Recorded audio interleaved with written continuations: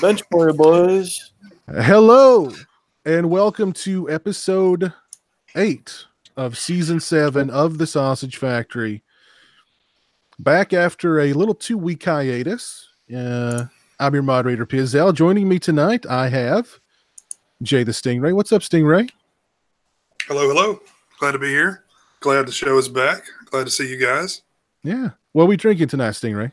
This is Met Cafe French Roast. Nice, nice. Also with me tonight is Orc. How's it going, Orc? What's up, bitch? How you doing? Look at this. Look at this commemorative can.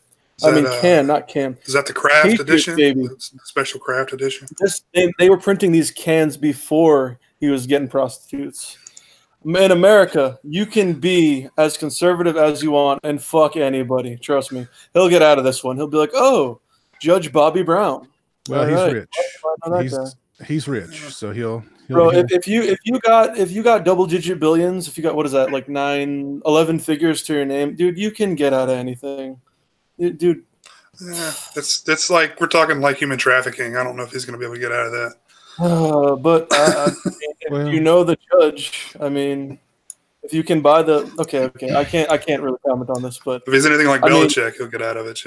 Yeah, exactly. And I mean, the Patriot way, we know how to win shit. Okay, but no, it's like if Jerry Jones, like he didn't kill anybody, but he did something serious, like maybe I don't know, he did a Tekashi 6ix9ine stun or something. Like, dude, he would get out of it. Dude, he's got like $15 billion. Like. I don't know. I don't know. The up high where you know people, it's just so corrupt. I don't fucking know anybody, but I'm just saying I imagine it must be. I don't know. Anyways, I'm doing fucking great. But how are you guys doing? Good. Doing good. Yep. Also with me tonight is Monty. What's up, Monty? I am wonderful, gentlemen. How are you doing today? Very good, sir. What are you drinking, Monty? I have a Monster. This is usually the routine at my nightly evening, so I like to chug this down and stay up all night. Oh, nice. I stay into the wee hours of the night. That's why I can't remember what day it is. Fuck you don't need that shit. Monster's the way to go. I prefer them over Red Bull, but the heartburn, the return heartburn, I can only go Pepsi Zero Sugar. That's my max. It's my limit. Oh man, you ever had NO2? Or no, NO2? No. Yeah, that should no, get Nice.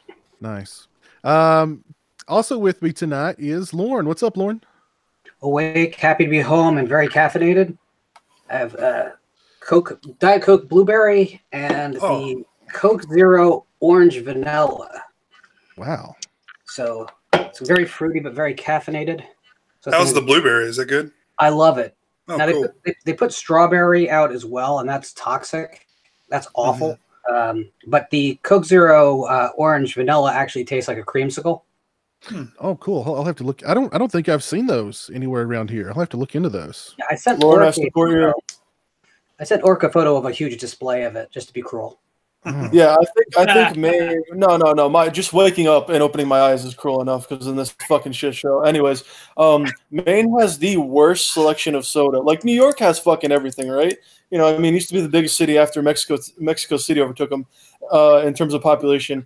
And then you'd be like, Denver's in the middle of nowhere. This is before the fucking marijuana craze, and every real estate skyrocketed and shit. And I'd be like, what is Denver going to have? They probably have shit. Dude, they had everything, and they're not even the South. So, and then I moved to Maine, and it's like, yeah, we got like Coke and Pepsi and maybe Mountain Dew if you're lucky. Fuck it. But I like your support of Warren Buffett, Lauren. I have a lot of Coke Zero Sugar in the kitchen as well. Warren Buffett's the man. Yep. So send me your home address. I'll get you hooked up with real soda. Ooh, we're gonna meme. Okay. I may have to do that if I can't find any of that blueberry Pepsi around or Coke around here.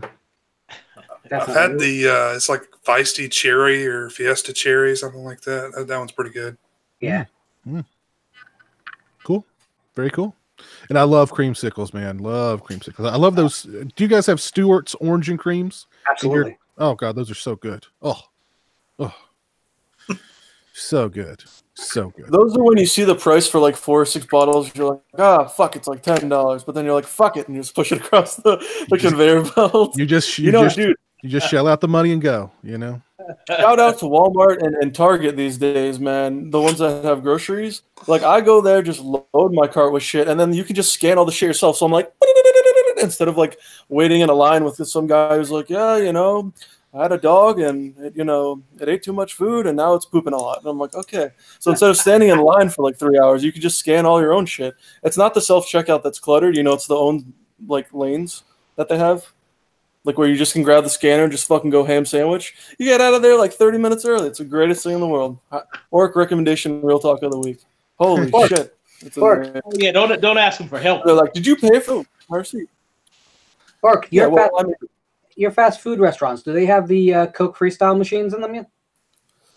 No, they have those all over Boston, dude. Those, unless you're in Portland, Maine, which is like right when you hit the entrance of Maine, like coming from New Hampshire, that shit where I'm at is like non-existent. It's where I'm at is like Kansas, like where they get a new like fountain machine, and they're like, oh my god, it mixes and it's regular Coke and Pepsi. That's like where I'm at, dude. It's fucking yeah. I was talking to the. Oh, go ahead. I was gonna say we've got those machines around here. Those are very, very cool machines. I was talking to the guy at Five Guys about them, and he's like, they're like $150,000 for one machine. So, oh wow. Bro, if you hit the lotto and after taxes you got like 11 million, I'd buy 3 of those and just put them right when you fucking walk in the door. That's the fucking easiest decision of my life. Easiest decision. Whoever created those. I was going to say whoever created those should get like a Nobel Prize, because it's every Coke flavor with like multiple. You want Coke, okay? You want cherry Coke, you want vanilla Coke, you want lime Coke, you want you want Tekashi 6ix9ine Coke. You just fucking push all the buttons, and you're just eating Chipotle, having the time of your fucking life, dude. Those machines, like bottled Coke and Pepsi and canned Coke and Pepsi, are good. That makes life worth living. Let's be real here. And, seeing people be happy and all that stupid shit anyways. But then fountain drinks took it to the next level. I don't know when they got invented. Warren Buffett's got his own in his fucking office. What an inspiration. What a generous man himself. And then they make these ultra high-powered machines. Soon there will be Terminators killing everybody. Hopefully not soon, but way later in life, when all of us have, Ice Age Part 2 has come along. Anyways, these new machines are just magnificent. I hope I just like win something that I didn't even know I joined or played, and I'm just gonna buy like 3 of those and I'm gonna put one at the hospital, not in the diabetic wing, but just wherever the fuck I can name.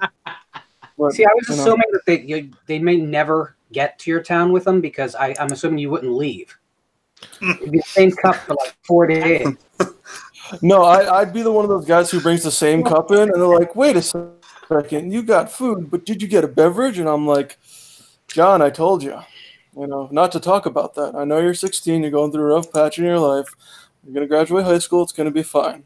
I'm like, yes, Mr. Orc. That's right. You've got like a wadded up cup in your pocket you pull out and unfold. It's like the people do that shit. They go to Burger King, they get the small or like the kid size, and then they bring it back the next day. I'm like, you can't pay another $1 to fucking get more Sprite. Like, Jesus, fuck, I'm broken. I fucking even buy a new drink. Holy shit. Some guy, he's like, I'll take 5 Whoppers, but I got a drink. Don't worry about it. He's like, you sure? Oh God, don't give me one.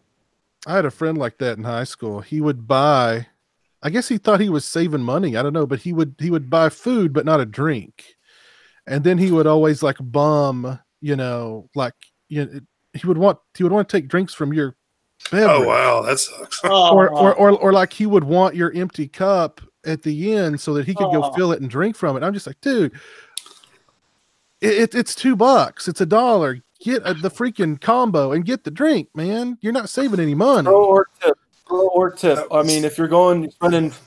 Sorry, go ahead, Jay. I was going to say that was always the worst thing about smoking cigarettes was wherever you are, someone wants to bum one. Right. Like if you're smoking a cigarette, there goes half a pack. Just never give them anything, man. Yeah. I don't share anything with anybody anymore. You got to be, man. I'm a generous, nice person in reality, but that's a category where I just have to be an a-hole, man. Can I get a ride? Nope. Sorry. Well, I remember back in the day, if you only had one cigarette, you were expected to share it with your buddy. You know what I mean? Oh, well, your butt. Right, butt. right. That's different. Yeah, a stranger off the street, like the local crackhead, it's like, sorry. Yeah, no. Real Yeah. talk. Can you get a real talk, Jay? That's real talk. Real experience of my life. I was like, it was 2000 or 2001, not A Space Odyssey or not Conan O'Brien, but I was 14 at my brother's graduation, and there was one kid, one of his friends, like he had two of his friends with him, and we were all getting breakfast. Anyways, one guy ordered fries, and then he's like, "If you touch my fries, I'm going to stab you with my fork." So we're just sitting in like a diner, kind of a pretty nice place, and he picks his fry. He's like, "Hey, what's that? She's pretty hot over there." So one of those things. He picks up a fry. The other guy, one of my brother's friends, picks up his fork, jabs him in his fucking, or stabs him in his fucking finger. He's literally bleeding. I said, and he's like, "I fucking told you not to take one of my French fries." This is like when they're splitting like tips and the meal and shit. It was fucking hilarious. I'm just sitting there 14. I'm like, you gotta eat like you're in prison, man. Like hover over. That guy takes his French fries seriously, man. Yeah, God almighty. You gotta wash my underwear for like a week. You want to watch some scary stuff, man? There's like videos from people on YouTube about their prison experiences. Oh God, I've seen it. I've seen it. Don't take the candy bar. Don't eat the candy bar. If you find a candy bar on your pillow your first night, don't eat it. Do not eat it. The best channel, I know I'm talking way too much, but the best channel for that is called Lockdown 23-1, and it's about a white dude who went to prison in Virginia for 5 or 6 years, like level 3 or 4, and he's got the most crazy fucking stories. Anything you'd want to know. Don't watch Oz or any of these other fucking shows. Just listen, watch every video on his channel. It's like 2 weeks of entertainment. It's awesome. And bad dreams and post-traumatic stress as well. Yeah. Terrible. Let's see. Let me point out the link in the description for everybody watching. Then I'll get to some shout outs and then we'll dive in. The poll to vote on our next Viewer's Choice live commentary is in the description. I posted it in the chat just a second ago. I'll post it again. It's pizzal.com/poll. There are 4 movies that you can choose from for our next Viewer's Choice live commentary. We have License to Drive, The Two Corys Vehicle. See what I did there? Summer School with Mark Harmon, Teen Wolf, of course, Teen Wolf, and Ferris Bueller's Day Off. I posted the poll earlier, and I'm going to check the results right now and see where we stand. Ooh, very interesting. Very interesting. We've got 44 votes so far. In third place with 7 votes, Summer School, which I love Summer School. I think it's a great, 80s comedy. I think the problem is not enough people have heard of it or seen it. But in third place, which is interesting, is Teen Wolf with 11 votes. Shit. In second place with 12 votes, Ferris Bueller's Day Off. And in first place, currently with 14 votes, is License to Drive. Now, I checked this literally just a couple hours ago, and Ferris Bueller's Day Off was in quite a substantial lead, but License to Drive has overcome it. So you guys head over, follow the link in the description, go to pizzal.com/poll, and vote. And at the end of the night... Ferris Bueller's Day Off. Fuck License to Drive. Dude, the director died. Come on. And Matthew Broderick... Come on. I think he ran him over. Boom. Probably, but he's not. John Hughes isn't with us anymore. Matthew Broderick is the man. I'm sorry, but if you suck a lump of coal up Pizzle's ass in 2 weeks, you have a diamond. Back to you. Only one vote. I set the poll so that you can only vote one time per day, so that there's no spamming in order to get your favorite movie over, so to speak. Me spamming the vote hasn't helped me yet, so I'm not saying anything because I never get to watch what I want. So Piz, why wasn't there a write-in feature here? This is not democratic at all. Well, we don't need a write-in. We don't need a write-in feature. With these 4 films, we need a write-in feature. Oh, these 4 films are 80s classics. Some of us don't understand how. We don't know how to write. Okay, Lauren, that's a privilege. No, it's not a writing issue. It's not. It's. I lived through the '80s once issue. Of those four, which one would you prefer, Lauren?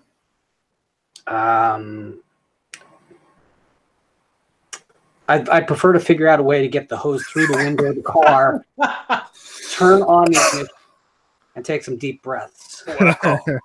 Like that sounds like I'm voting for License to Drive, but I'm not. I gotta mute my shit hand. So, guys, vote. So rock the vote. Let us know which of those four you want to see us do a live commentary for. I will call it at the end of the night, and whoever has the most votes will win our Viewers' Choice live commentary, and we will do that commentary next week. So, all right, let's see what's going on out in the chat tonight. DJ Donley, happy birthday, DJ Donley. Today is his birthday. Happy birthday. Hope you're having a good one. Why is it not 8 p.m.? Indeed. Happy birthday, DJ. I moved it to 8:30 to give me a little extra time putting Jeremy to bed and whatnot. Johnny Dean is glad to see the return of the Sausage Factory. Thank you, Johnny. Josh O'Brien, what's up? How are you? Big Ideas 3. Chris Wynn, my old buddy Chris Wynn. How are you? Hope you're doing well tonight. Johnny Dean, question for Piz. Who wins between Captain America and Batman? Batman. Wow. Rhonda, well, I'm talking about the Ben Affleck. I'm talking about Batfleck, the best Batman. Rhonda Toy says, hi, sausages. Glad you're back. Thank you very much. Chris Wynn says, anyone hear the news that the new Batman may be Edward from Twilight? I heard that he was being considered, but then I also heard recently that Jake Gyllenhaal was being considered. No, so. I hope they don't do that. I love Jake, but no. Yeah, I mean, I like both those guys, but I don't want to see him as Batman. Yeah. Joe Bob Tarhill is watching with us tonight. How are you? We've got some love for B-Movie Mike in the chat, but B-Movie Mike is on a sabbatical. Let's see who else we got with us here tonight. Jerpin, our old buddy Jerpin is with us tonight. Hope you're doing well, Jerpin. And yeah, B-Movie Mike is a lot of love for B-Movie Mike in the chat tonight. We all miss Mike, but he's here in spirit. So yeah, guys, get over to the poll and vote and let us know what movie you want to see us do a live commentary for.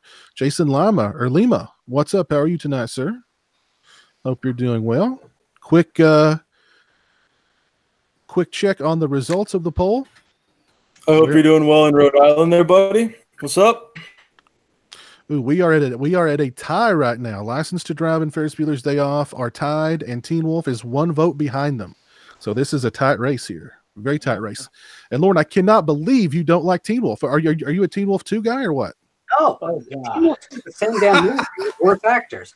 No, I'm telling you, we should completely. I'll even provide copies. My lovely burnt brother and his smashed brain. It is the worst German amateur horror film you've ever seen. That would be fun. No one out there in the audience would have a clue what's going on, and we'd have a lot of fun with it. That's my vote.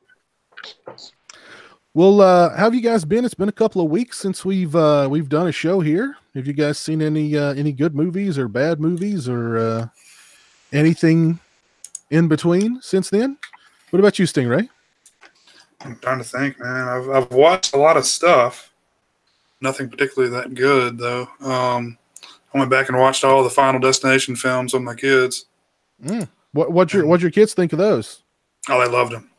They're like, oh man, I wish we hadn't watched them all so fast. They were like, I'm telling you, man, they're twisted. Like one of the in the first one when Sean William Scott gets his head cut off. Yeah, like my youngest daughter laughed out loud. I'm like, wow, you are definitely my child. I love the picture of her as the evil clown from Halloween, where her face is just like so, just She was into it, man. Yeah, she was into it, man. Like, So- I'm glad we're past like the princesses and all that stuff. And that got old.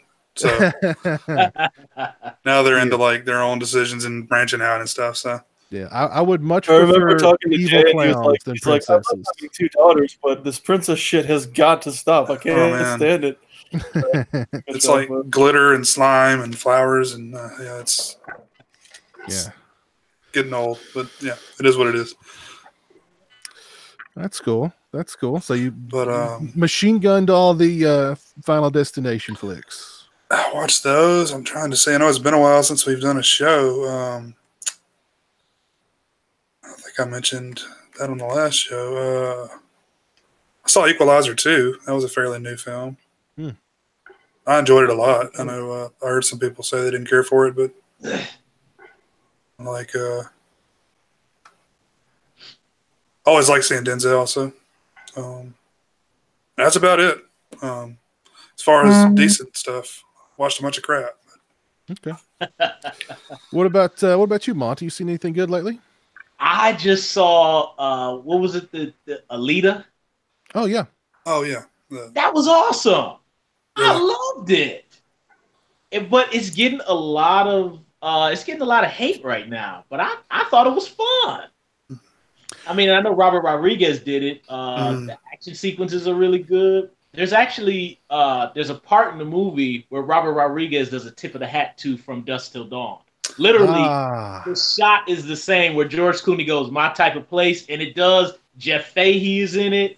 Literally, the structure of the room is the same as the bar. It's basically the same scene. Oh, it's cool. You know, it's kind of PG-13, but only we would get that. But I was just like, "Oh, From Dusk Till Dawn," and it was an awesome movie, man. I loved it. Yeah. Cool. I've heard the controversy is people are saying that they made Alita too sexy. I mean, my thing is like, come on, guys. I mean, like, what do you want? You want her to look like a dog? I mean, come on. I mean, she has to. She is hot with her big eyes. I'd date her. Yeah, Cole was telling me last night that like she's really not like. It's not like she has like huge breasts or anything. You know, they're relatively small. What he said. So I think it's because she has just like a very cute, like sweet, feminine aura to her. She's not butch. She's just very sweet.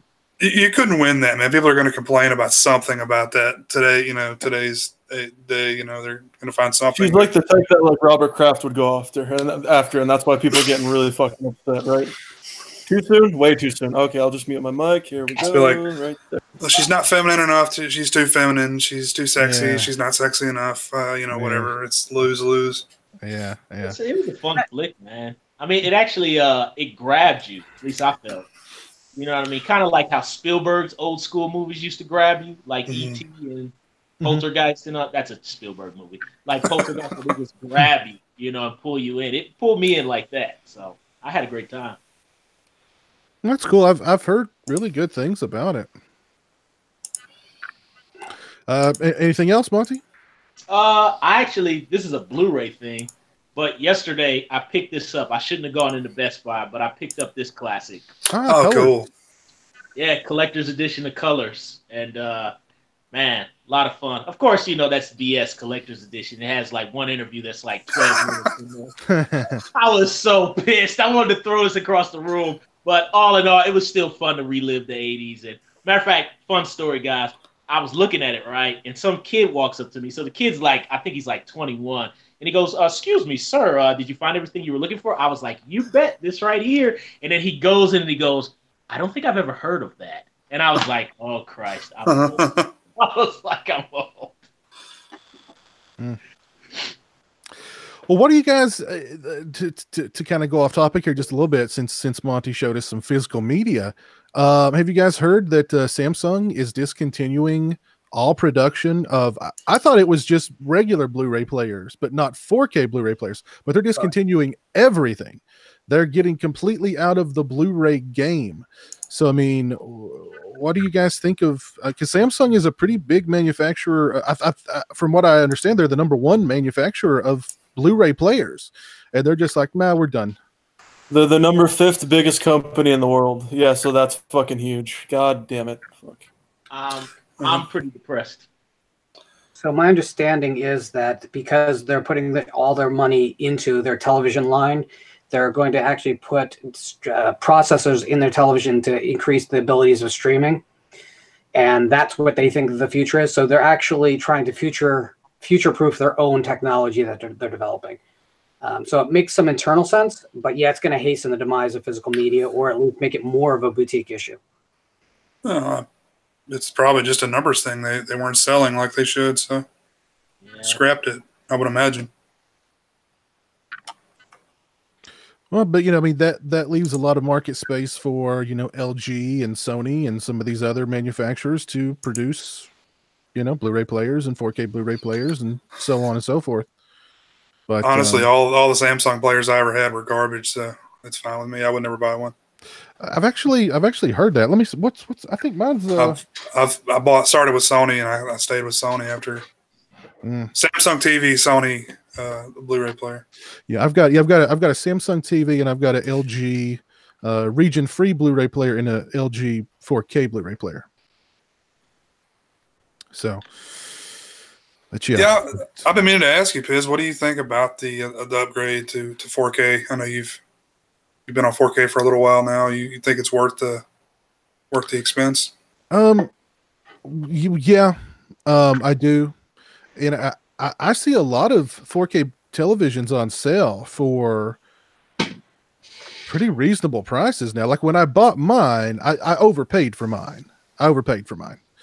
But I see a lot of sales on Best Buy and Walmart for pretty decent sized 4K televisions. You can walk into Walmart right now. Obviously, you can't get a Samsung or a Sony, but they have 65-inch TVs and LG, I think, for like $300. 65-inch. Wow, that's crazy.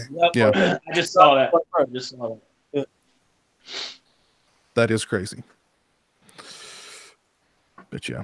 What about you, Lauren? Have you seen anything good lately, or bad, or indifferent? So I've been on the road a little bit, as you know. I found this second run theater that was playing Escape Room, which escaped my viewing on its release. I like to see everything that comes out in the genre in theaters. It was what it was. It wasn't bad. It doesn't make a bit of sense if you dissect it, but it's a turn your brain off movie. I think when it hits video, it's going to find people to see it. I think it's going to find its own fan base. It's not a franchise. It wants to be, but it's just not. On video, I saw Overlord, and I was okay with it, but I felt like the final act felt very much like I could see it coming a million miles away. Mm-hmm. Unfortunately, I think it's a better war movie than it is as a horror film. Mm-hmm. But it's worth saying. I think there's a good reason why theatrically it had 1 week to make its money and it was gone. I don't see who. Sure. In terms of cinematography and the way it was shot, what did you think of the first 15 to 20 minutes when they're invading? It's hard for me because I'm kind of allergic to green screen, and I can tell. And the movie used a lot of it. There's even scenes where they're simply walking through fields that they green screened rather than actually go on location, and you can tell. Everything's a little bit too clean. Everything's a little bit too well lit. We're no longer having shadow lines or optical bleed or anything to give it away. It's now things look too perfect. Yeah. And being shot digitally doesn't help that because you can't hide anything there. But that said, there's a lot to like in the movie. It doesn't do anything wrong. It's just kind of by the numbers. I mean, it's a war movie in which an attractive single woman lets the good guys hide out in her place so that the Nazis don't find him. We've seen this before. That's my point. It doesn't make a wrong move, but it's just not really much there. It's a good rental. It really is, and I think people will like the movie. I'm kind of downplaying that a little bit, but it's nothing special. Other than that, I've been working through the Critters box set. I got through the first 3 films, and my memories of them are right on. I like the first film, love the second. Third film is a train wreck. I know most people hate the fourth film, but I'm anticipating going in and having the same, hey, this is so bad, I'm loving it, feeling that I've always had for it. The third is my least favorite by far. But I don't know if everyone saw, but the announced Shudder Critters TV show today. What? Awesome. That's awesome. And the trailer looks like a whole lot of fun. It looks like a direct sequel to the second film. I'm ecstatically happy. Is Scott Grimes going to be in it? That's the guy's name, right? Yeah. David Caruso's son. I don't think so. No. I don't think so. Okay. I've yet to watch part 4. I still need to watch part 4 and review it to finish up my series on the box set. But I checked out the trailer and it looks like a lot of fun. It does kind of, it looks very low budget, and there's a lot of not so good looking CGI in there. But I think if you kind of, does that add to the charm? I think it could add to the charm. It depends on what. But all the critters themselves are puppets. Okay, good. Right. Yes. All the critters are puppets. So there's no CGI critters. If you want to see a critter wearing an eye patch, watch the trailer. There you go. It's not. I don't think it's the Kyoto brothers. Doing the critters puppets, but they looked okay from the trailer. But it's definitely they don't have a whole lot to work with as far as budget is concerned. Now, maybe if this season does really well, they may come back and throw some more money at it. But Matt, I'm curious. Would something like this be more in terms of the low budget? Would this be more accepting to people our age bracket versus if you got like some little kid who just doesn't even know what critter is? Yeah, I think so. I think probably us who grew up with those movies and loved them as kids and still love them now.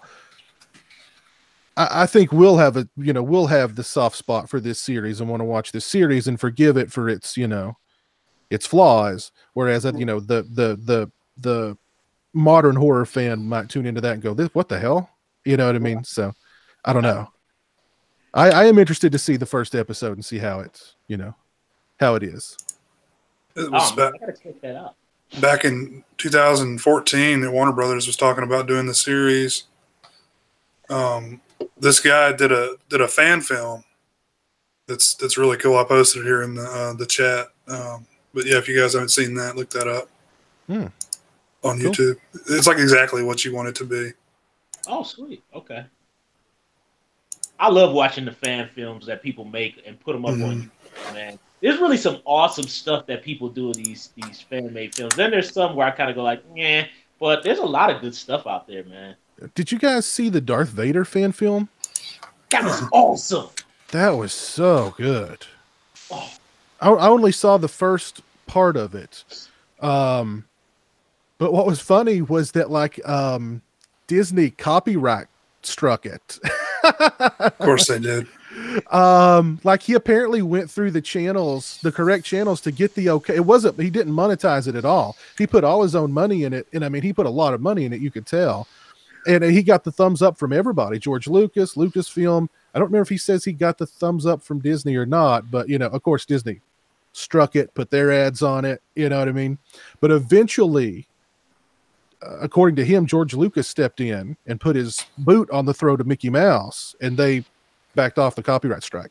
Oh, so thank you, Mr. Lucas. Wow, yeah, that's pretty cool. Yeah, I don't understand why that would ever the well done ones. I don't understand why they'd be a problem.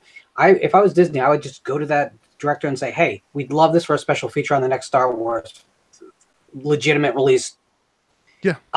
I mean, I can't imagine why the Friday 13th folks don't actually canonize Don't Hike Alone for the same reason. I mean, someone put in all the work, they'd sell it to you for $1 because they just love being the idea of the real franchise. Support that stuff. Maybe you just found the guy who's going to make the next film that saves your franchise. And they'll make more money if they give these guys a shot. Because these guys are coming in with 100% passion. They're not coming in with some dude who doesn't like Halloween 6, but he's going to get a 3-picture deal. You know what I mean? I just don't have you guys ever watched these fan films and they're so good that you literally forget you're watching a fan film? Mm-hmm. Yeah. Oh man, that's how Vader is, man. It was phenomenal. It was great. Yeah, you're willing to kind of forgive some of the lack of budget issues because you can see the passion. It's on the screen, you know. Right. You can tell that these people like genuinely love what they're doing. So yeah. And Well, you don't even have to excuse much with the Vader movie, really. I mean, this dude put a good chunk of his own money in it to make the visual effects and everything look good. You know what I mean? It's shockingly good.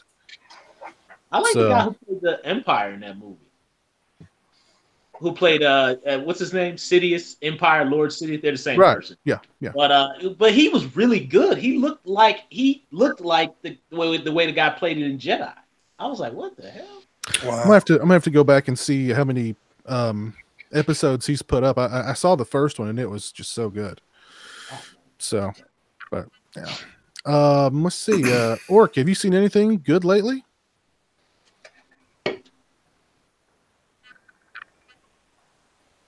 Sorry, FapTop is slowly working today. I saw a bunch of stuff that I never saw for the first time or back in the day when it came out. Not really ashamed to say it, but then I saw other stuff that I really needed to see. The two films I saw that everyone and their mom has seen and jizz all over the place about are Usual Suspects and Fight Club. And Fight Club I avoided like the fucking plague just because so many people were talking about it like for the past fucking 20 years. And but Fight Club was okay. Usual Suspects was a little bit better. And one I saw, because I saw Seven Samurai, which is, you know, arguably the best like foreign language film. And this film fucking blew me away, was City of God, which is easily my favorite movie with subtitles. Oh my God. And I know a lot of like casual film fans like me haven't seen it because it has subtitles. That movie, it's on Netflix right now. It might get taken off at midnight when March 1st hits. But, dude, City of God is, like, I love Let the Right One In. You know, I love all these great movies. I love Seven Samurai. I think Harakiri is better, technically. But City of God is fucking amazing. If you can read subs for 2 hours and, you know, fucking just get your stupid fucking NASCAR brain to just, like, watch the shit, do it, by all means. That film, like, right underneath Godfather 1 and 2, honestly. And that's not just because I just saw it. Like, it's that good, in my opinion. The sequel's good, too. Yep. Cool. I didn't even know there was a fucking sequel. All right, add that to my watch list. Yeah, it's Children of God, maybe. Oh yeah. Shit. Something like that. Have to look into that. Watch it as fast as you can. You'll thank me. That's great. Cool. I've seen a couple of things here lately. I did a review of The Man Who Killed Hitler and Then the Bigfoot. I really loved that movie. Like I went into that movie expecting it to be what you would expect out of a movie titled The Man Who Killed Hitler and Then the Bigfoot, and I was just blown away, man. It's you know, Sam Elliott is just so freaking good in it, and it's not really about Hitler or Bigfoot, you know what I mean? It's about, you know, freaking loss and despair and just like it's wow. It was so freaking good. So freaking good. People don't give Sam Elliott enough credit. He's really, I mean, he's I love how he just has like that world of experience to him. When you see his face, it's just all on his face. He doesn't have to do much. Like he doesn't have to. He's got that voice, you know what I mean? He's got that face. He's got that mustache. You know what I mean? He's just fantastic. I also saw Lord's fucking truck commercial. Jesus Christ! But yeah, that movie looks good. Yeah, he's making good money on those commercials. I also saw Lords of Chaos. Are you guys familiar with Lords of Chaos? Who's that? I've heard of it. That is the movie about the infamous Norwegian black metal band Mayhem. Are you guys familiar with the story of Mayhem? Macaulay Culkin's brother is in that? Rory Culkin, yes. Yep. He's in the band? Yeah. He's like the main dude. But anyway, the true story behind Mayhem, and you know, which involves church burnings and you know what I mean, murder and just all kinds of suicide and just all kinds of crazy stuff is far more interesting than the movie itself. The movie's a very much a Hollywood, very Hollywoodized version of those events, and probably a very dramatized version of those events. I have to cut you off. I'm a big Norwegian metal fan. Where did you cut you off? No problem. But yeah, I mean, basically, Mayhem created Norwegian black metal, yes, the Jason Lima talks about that infamous Mayhem album cover. Yes, the lead singer of Mayhem actually killed himself. Oh. And the character that Rory Culkin plays, when he discovered the singer's dead body, he didn't call anybody. He went to the store and bought a camera,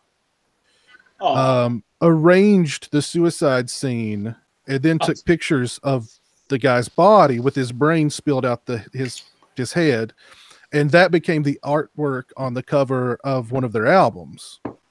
Sorry, I meant to ask how'd you watch it? Sorry. It's available on streaming right now. Okay, thank you. It's on like Roku and it's Amazon Prime, so it's out there. He then, according to lore, ate pieces of the singer's brain and collected fragments of the singer's skull, which he made into jewelry that he gave to all the bandmates. So they all wore a piece of the singer's skull. Then there was a struggle, a power struggle in the band between the guitarist and the bass player over who was the more evil. So the bass player killed the guitarist to prove, I guess, that he was more evil. and ended up stabbing him like 20-something times, and then stabbed him in the head. He served 20 years in prison and now has his own YouTube channel, a very popular YouTube channel. So very interesting story. Very interesting story. And in between that, they killed somebody. They burnt down a bunch of churches in Norway. Just insane stuff. They're far more known for these antics and murder and suicide and church burnings than they are for their music. But well, it's nice to know that they're actually doing it. They're not posers. They're not posers. Although the movie would make you believe that the guy who started the band, Euronymous was his name, was that he really was a poser. He was, the Satanism and the church burnings and stuff were just things that he talked about to make him seem evil. But all this crew that he surrounded himself with took all that to heart. And so they're out there murdering people and burning churches. And he's like, oh my God, I've created a monster here. And then it's too late and he's dead because the other guy thinks he's going to kill him. And it's craziness.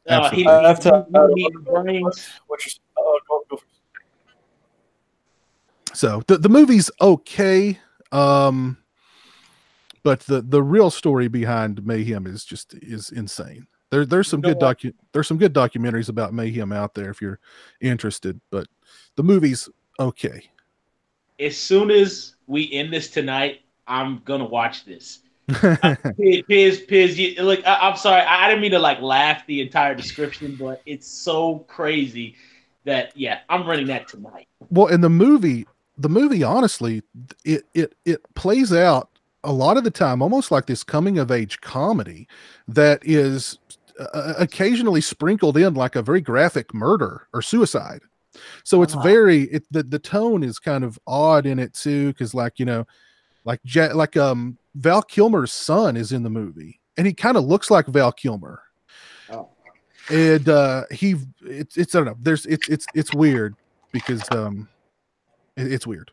Does it have like the Toby Hooper-esque kind of Texas 2 kind of? No. Oh, no. So, okay, so it doesn't get that wacky. No. Okay. It literally plays out. There's scenes that play out like it's some kind of coming of age comedy. And then like the next scene is the dude cutting his wrists and cutting his throat and blowing his brains out. You know what I mean? God. So it's just weird. That's just how it goes. Oh wow. And then there's Michael, more comedy scenes, and then a guy gets stabbed to death for 5 minutes. Then there's more comedy scenes. Then a guy gets stabbed to death for 5 minutes. Then they're burning down churches. So it's odd, very odd. Dude, if I hit the fucking lotto, I'm buying an apartment in Oslo. They fucking know how to party there, man, and they got awesome trains too. Yeah, interesting stuff. Nordic countries for the win. I also let's see. Oh, I also watched The House with Laughing Windows that Lauren was nice enough to send to me, and a very unique giallo movie. I think I went into that expecting more of a straight up murder mystery giallo, and it's very it's very strange. It's an oppressive. It's what? An oppressive film. Oppressive, yes, that's a good word for it. Yes. The last 20 minutes probably hurt your brain a little bit. A little bit. Oh, that's awesome. A little bit, yeah. Does it scar you a little bit when it's over? No, not really. But I mean, like it takes some twists and turns that not your typical giallo movie kind of would. But I enjoyed it. I certainly enjoyed it. I also wrapped up season 3 of True Detective, which Monty, I know you were also a big fan of. True Detective season 3 was so freaking good, man. Oh, and I don't know if you feel the same way about it like I do, Monty. Is that it was less about the detective angle and more about the love story and the friendship, and the true mystery was Masala Ali's character trying to piece everything back together because he was he's suffering from dementia, and oh my god, just the performances in that were so freaking. Stephen Dorff, man, who I've never really looked at Stephen Dorff as like a great actor or anything, although he's been good in different things. Yeah. Oh, he is so freaking good in this, man. So freaking good. He killed it. I mean, I think they all killed it, but Stephen Dorff, because, like us, when I think of Stephen Dorff, I think of like Judgment Night, The Gate, Blade, but when I think it was, I can't remember what episode that was, but I think it was the scene where Hayes came to visit him, and he's looking at him, and he says something about, I would kick your ass if I wouldn't kill you. And he's like tearing up, and I'm just like, oh man, he's great. He's great. I loved it. I love the sequence where he went into the biker bar, and and just provoked those guys to just get into a fight with him. And like afterwards, he's sitting outside and he's beat up, and here comes a stray dog, and he's just he's like so alone. And here's this dog, and he has this great, just so good. I mean, and he's crying, and just the fact, because my first thought was, I mean, I hope you don't get worms by touching him. But man, when he pet that dog, I was just like, oh my god, like it was gut wrenching. And what I love is Michael Rooker popping up in there. Oh man. He definitely brought some of that old school Sea of Love, Mississippi Burning, Henry Portrait of a Serial Killer to that. And he didn't do anything. He was very subdued and laid back. And he was just gross, but he didn't do anything. Yeah. Well, I think this season was all about subverting expectations. Like you were expecting Rooker to come on and give you all the exposition of, well, here's what happened and here's, how I did it and blah, blah, blah. No, he's just like, I'm in the dark like you are. I have no idea. Yeah. And I really, what do you think of the ending? Because there were like 4 endings, but like the main ending where he walks into the jungle. You know what? I kind of looked at that as like that was him finally making peace and leaving that part of his self behind. The part that he I guess maybe Hayes was like a failure, I guess, because he didn't do what he wanted to do. That was what he said to his girl in the bar, was that his mother wanted him to join the service. So I looked at it as he was leaving that part of him behind and the case in moving on with his life. That was how I looked at it. Is he was living in the now and not living in the past. Mm-hmm. Now people are saying that, he I don't know, he went back into some sort of PTS thing or something. But I looked at it as he was moving on from that. But as far as they're having multiple endings, I like the fact that they didn't go with the typical like they did in season 2. Spoiler, like killing everybody. I mean, the killing everybody is too easy. They've done that in every cop drama now. I like the fact that it did have some optimism in the end, and it just didn't go like everybody's dead, and we're done with it. I like the fact that it ended on a high note, even though we know their marriage doesn't last. You know, right. Well, and they left a lot of things out, which I did appreciate. I don't think we needed to see, the wife dying. We didn't need to see her on her deathbed. Although they said that they filmed that sequence, it may be on like the Blu-ray release. We didn't need it. You know what I mean? Yeah. I was really blown away by season 3 of True Detective. Great stuff. I had really, it was interesting because I pretty much went through everybody's review, but the scene where they were talking about when Creighton Duke, Steven 21 Jump Street Williams, popped up his little part. But when people were saying, oh, it was too easy, and they explained it in flashbacks, and I'm thinking, like, guys, it wasn't meant to be a spectacular, action-packed finale.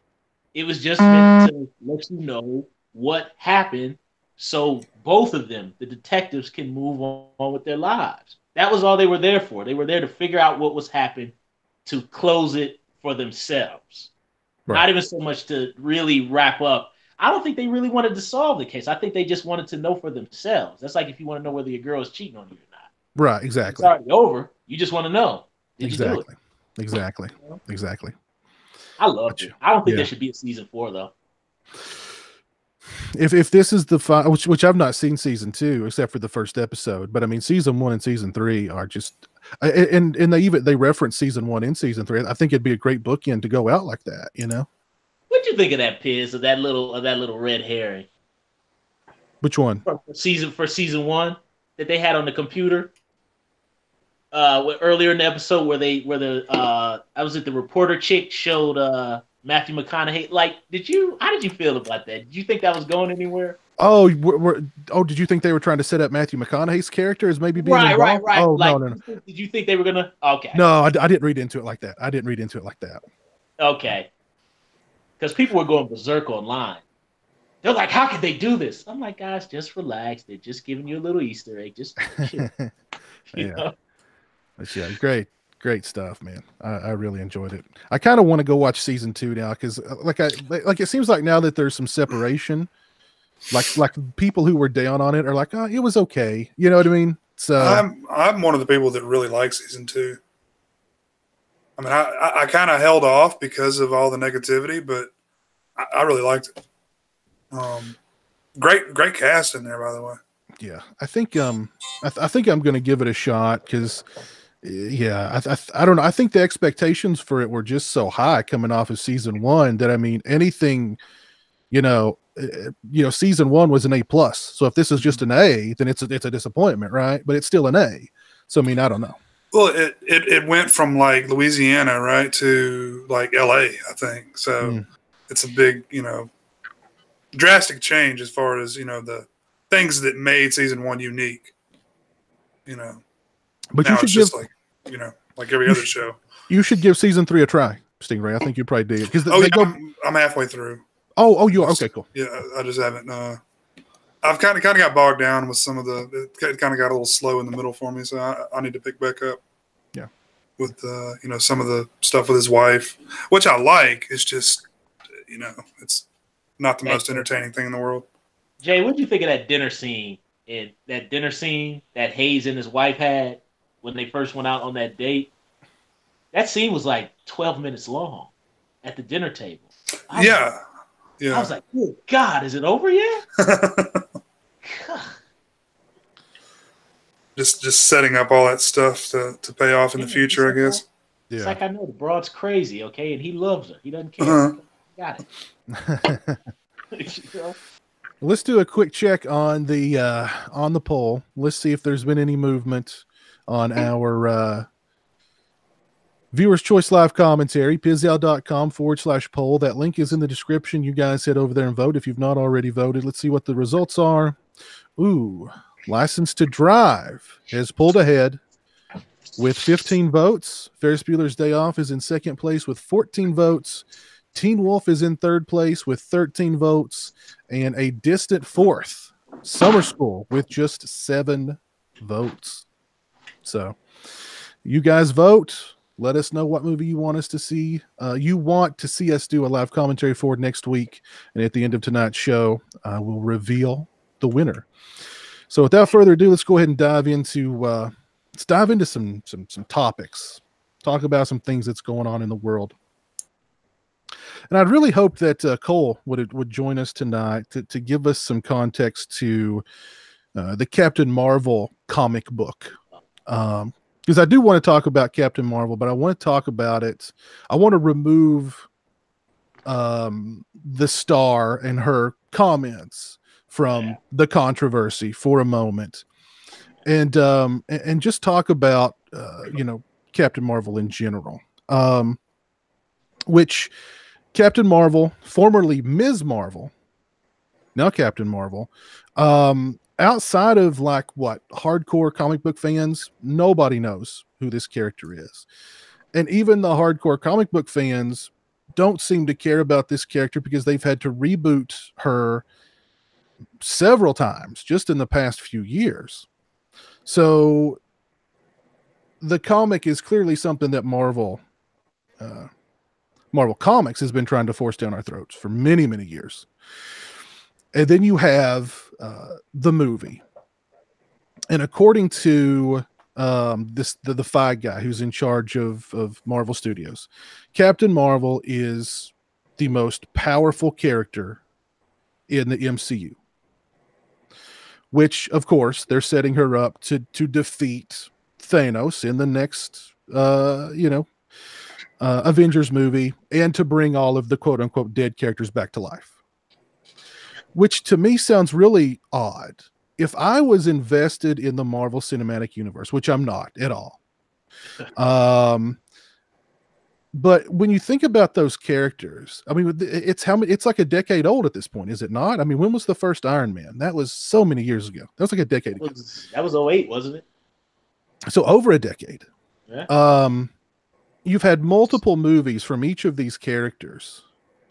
And then Captain Marvel is going to come out. The movie before her origin story is the movie before the big end game. And she's the one who's going to take out Thanos. And she's the one who's going to bring back all these dead, quote unquote, dead characters. Now, I hated the term Mary Sue when I first heard it in regards to The Force Awakens. I thought it was just dumb. I didn't think Rey was a Mary Sue. I didn't really care. But if that's the case with Captain Marvel, they're taking Mary Sue to all new levels. If I had been invested all these years as a Marvel fan in all these other characters, and she's just going to pop up the movie before Endgame and take and be more powerful than all of them, I would be kind of like, wait a minute. What was the point of me investing in all these other characters when she's just going to pop up months before this other movie and she's going to be our heroine? And the way that Disney and Marvel Studios have promoted this movie as if it's the first and only female-led superhero or female superhero that's ever existed. You know, I mean, what about Wonder Woman? What about the other female characters in the MCU? You know, what about Black Widow, who's been in just about all of these MCU movies? I mean, what about her? I don't know. Straight up, give me a rated R Storm movie. I want that shit. I was about to say Storm, yeah. There you go. Yeah, Storm.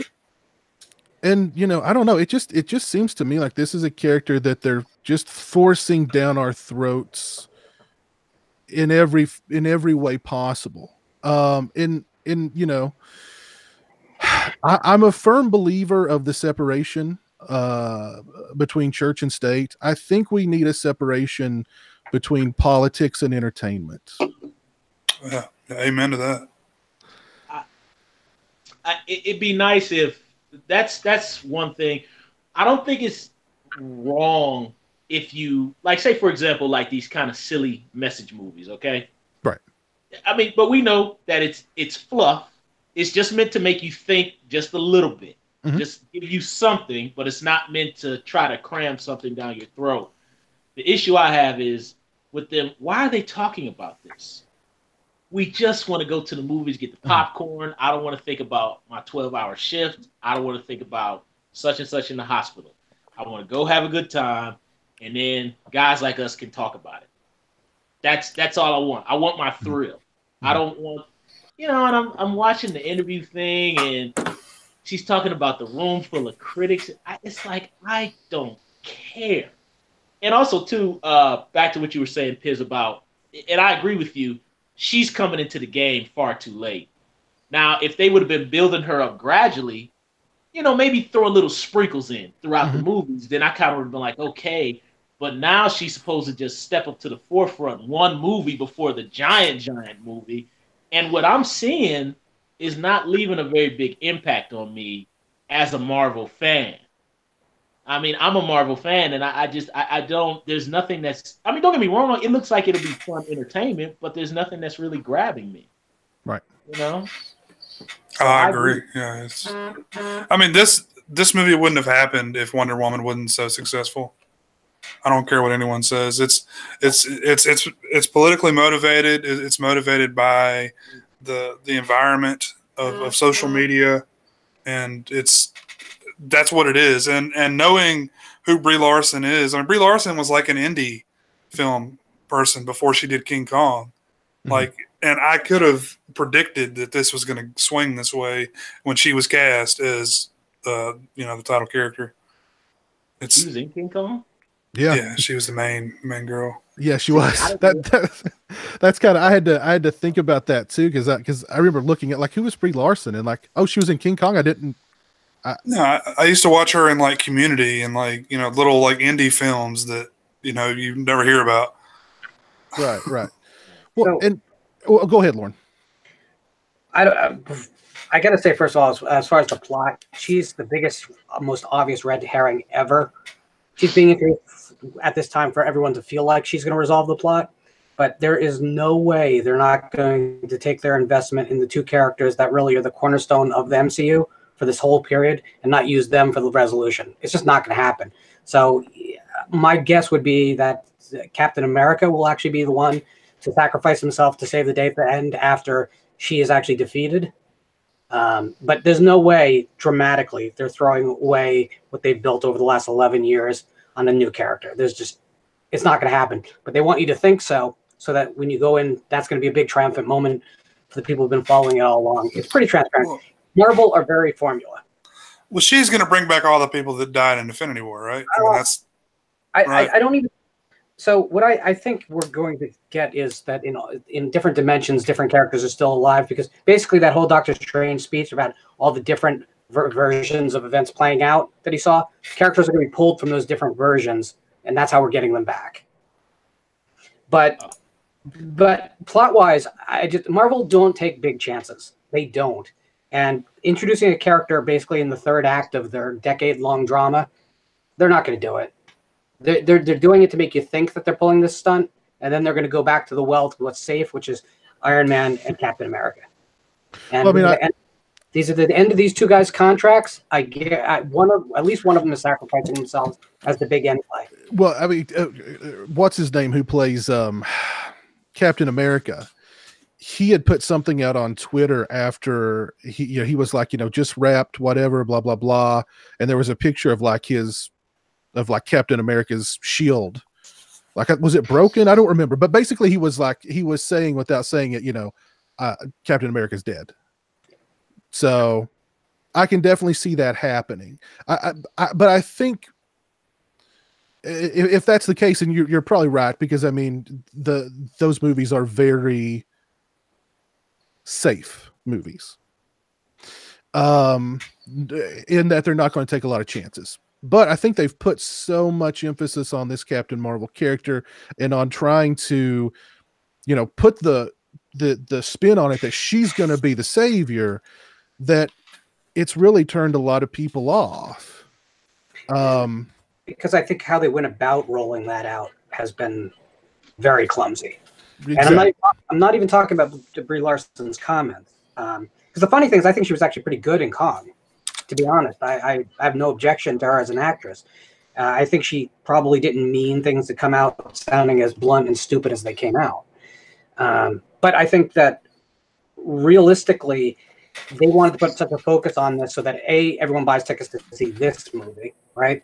And then when they go walk into Avengers Endgame, they're hyped for this character, and then 3/4 of the way through what we think is the end of the third act, she actually fails in battle. Not dies, but just gets defeated.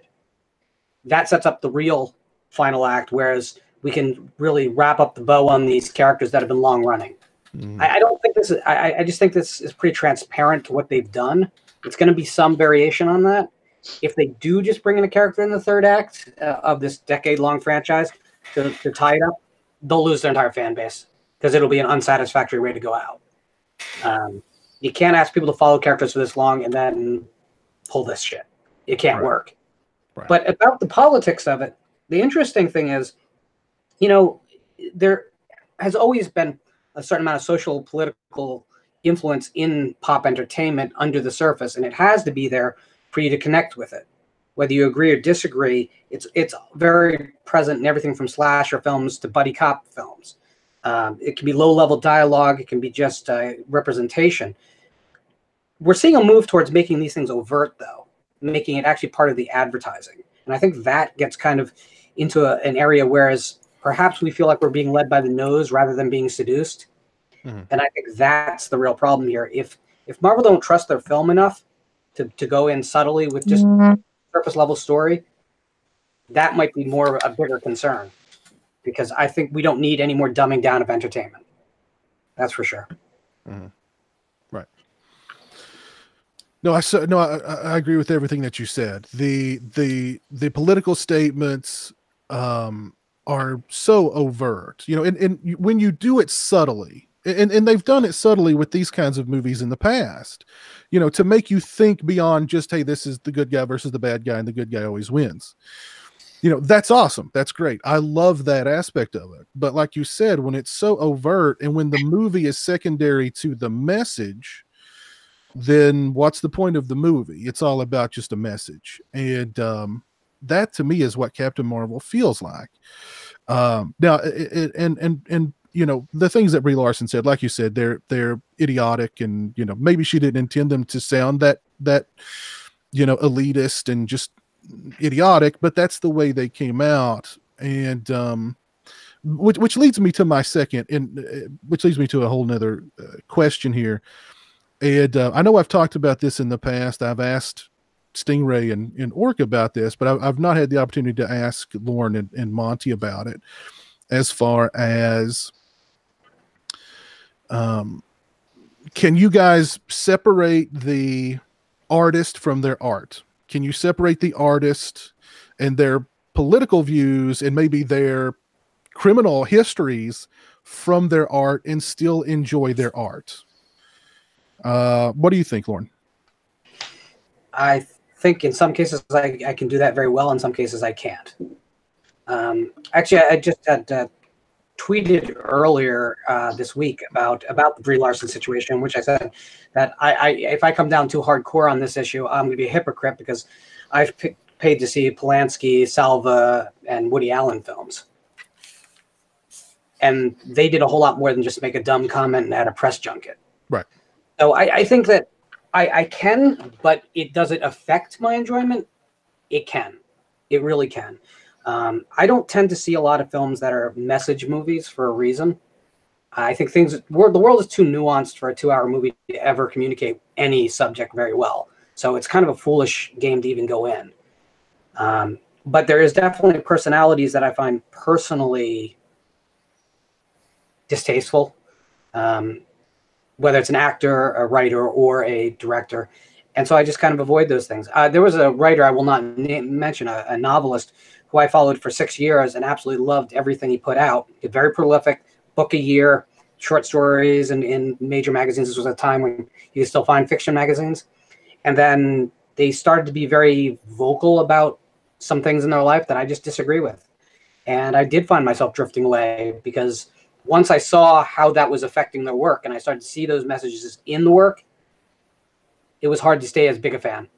So yeah, it does affect me. I hope you're not talking about Dean Koontz. Where's my copy of Phantoms? Where is my copy of Not, Phantoms? I've never been a Kuntz fan, so we're good. Okay, well, you've never read Phantoms then, clearly. Because if you've read Phantoms, then you would worship at the altar of Koontz. And Affleck. If you've seen the movie, you'd worship at the altar of Affleck. He was the bomb. That's very true. What were you going to say, Lauren? I'm just going to say, for very political reasons, I'm not going to talk about Kuntz. No, I think that Hollywood has become very self-important. And Twitter and Facebook and all the social media has really made it worse, because now they have a voice that reads directly to the fans without kind of any siphoning off through filters of people at the studio saying, maybe we really don't want that said. Yep. Now they just have to jump on their phone, which is on their hip, and the message is out. Lauren, can I say this real quick? Yeah. I'm getting tired. Whatever artist you are, whether you're a pro gamer, whether you're a professional, actual mainstream athlete that does physical activities, that isn't a mouse and a keyboard, whether you're a musician, whether you're a director, like the guy who did Guardians of the Galaxy, James Gunn, all it takes is 100 people being like, I'm not going to buy Logitech products. I don't really like Coke. No, I don't really like Fruit of the Loom. And then they're like, oh my God, fuck, we're going to lose sales. Holy shit. And then they just fire, or they cancel tour dates or something. It's so fucking stupid. You get a neckbeard in his mom's basement or an angry 12-year-old who got bullied at school. It's fucking over. It's so stupid. That's all I want to say, Lauren. Sorry. Yeah, no, I agree. And that's the reason why I would never call for a boycott of Victor Salva's work, for instance. I think what he's done in his past is reprehensible, and I certainly don't want to line pockets. But on the other hand, it's not my place. Everyone has to make their own decisions on it. I disagree with a lot of what Bill Maher has to say, but I think he is a great entertainer who's providing a great service to the people who do want to listen to what he says. I think Religulous was a great film. I agree with him there, right? But so if people come to the table with something that is entertaining or well thought out, I'm all for them having an audience and not having to, cower behind some kind of studio pressure to not say the wrong thing. The difference is when you put yourself out there, you own it. As an artist, you own it. You can't hide behind freedom of speech, and you can't hide behind, oh, well, it was just a joke 7 years ago if you work for, a company best known for putting out Cinderella. I don't have a problem with there being consequences when you betray the image of your employer. What I have a problem with is, let's all be not stupid enough to go on Twitter and say something that's really going to haunt us. Every day there's something I want to say on Twitter that would come back and haunt me. I want to sell books. I can't do those things. Sometimes private messages get sent instead. Right. Yeah. I cringe whenever I hear anybody talk about politics, just a normal person on the street. I hear somebody talking about politics, I cringe. When I hear a celebrity start to talk about politics, I just want to stick my fingers so far in my ears that I penetrate my brain, because I know it's going to be this very, celebrity politics. Celebrities live in a cloistered world that the other 99.9% of us, they live in a reality that is not in any way based in our reality. They're very sheltered. They're very pampered. They've got everything at their disposal. So they are not in touch with the realities of the other 99.9% of us. So when they start talking about politics, they are talking about typically they let their their lack of intelligence shine through in a big way. I got and two great examples. Fucking right, ultra fucking left. One's repping James Woods, far on the right, Stephen King, far on the left. They just fucking jerk their side off all day on Twitter and all night. King's like, fuck Trump, and then he's like, Obama was the best, and then Woods is like, fucking work, you bum ass piece of shit, and you should have a social security number.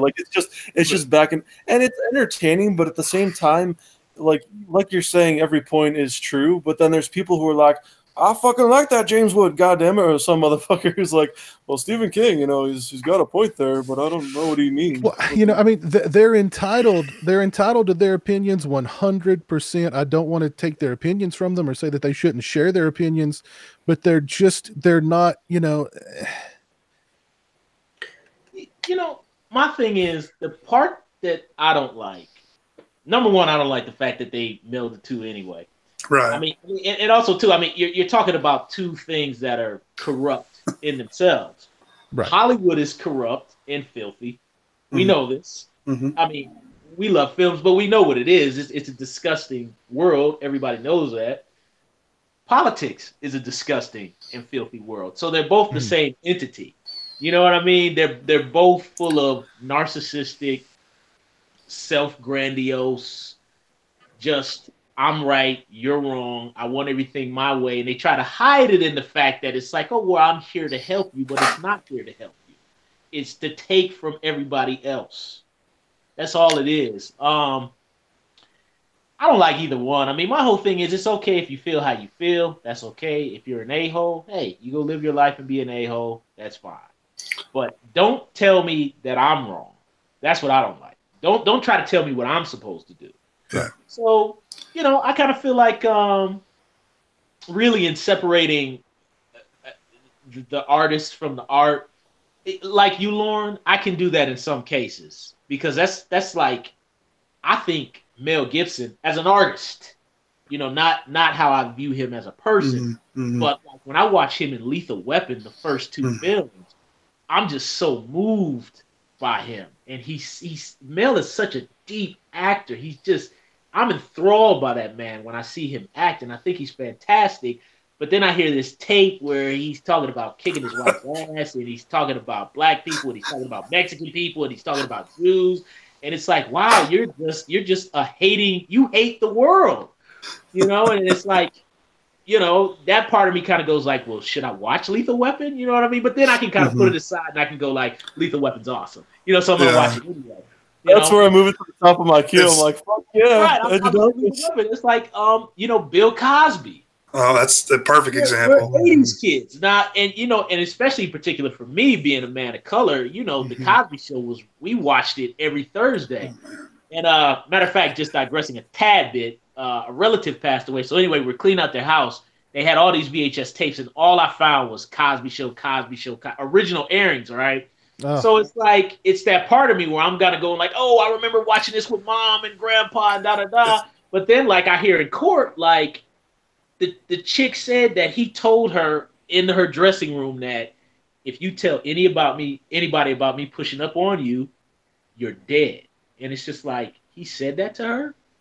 So it's like, then I kind of feel like, wow, he's a filthy rapist. So it's like, but I still have all that baggage of that nostalgia from watching the Cosby Show growing up. So it's like, you get very torn, Man, the thing with Cosby, it goes deeper than just Cosby. It's like whenever I see Malcolm Jamal Warner in something, it's, he defended Cosby for years. And, a lot of these guys did, a lot of the cast of the Cosby Show, had his back for a long time. And I was a huge fan of Cosby Show, huge fan of, Different World. I mean, the guy's stand up, huge part of my life. And it's like, it is tainted. It's hard to go back and watch some of that stuff without some of those feelings of what, he did coming up, and hid it for so many years. And I don't know, man, that's a bad one.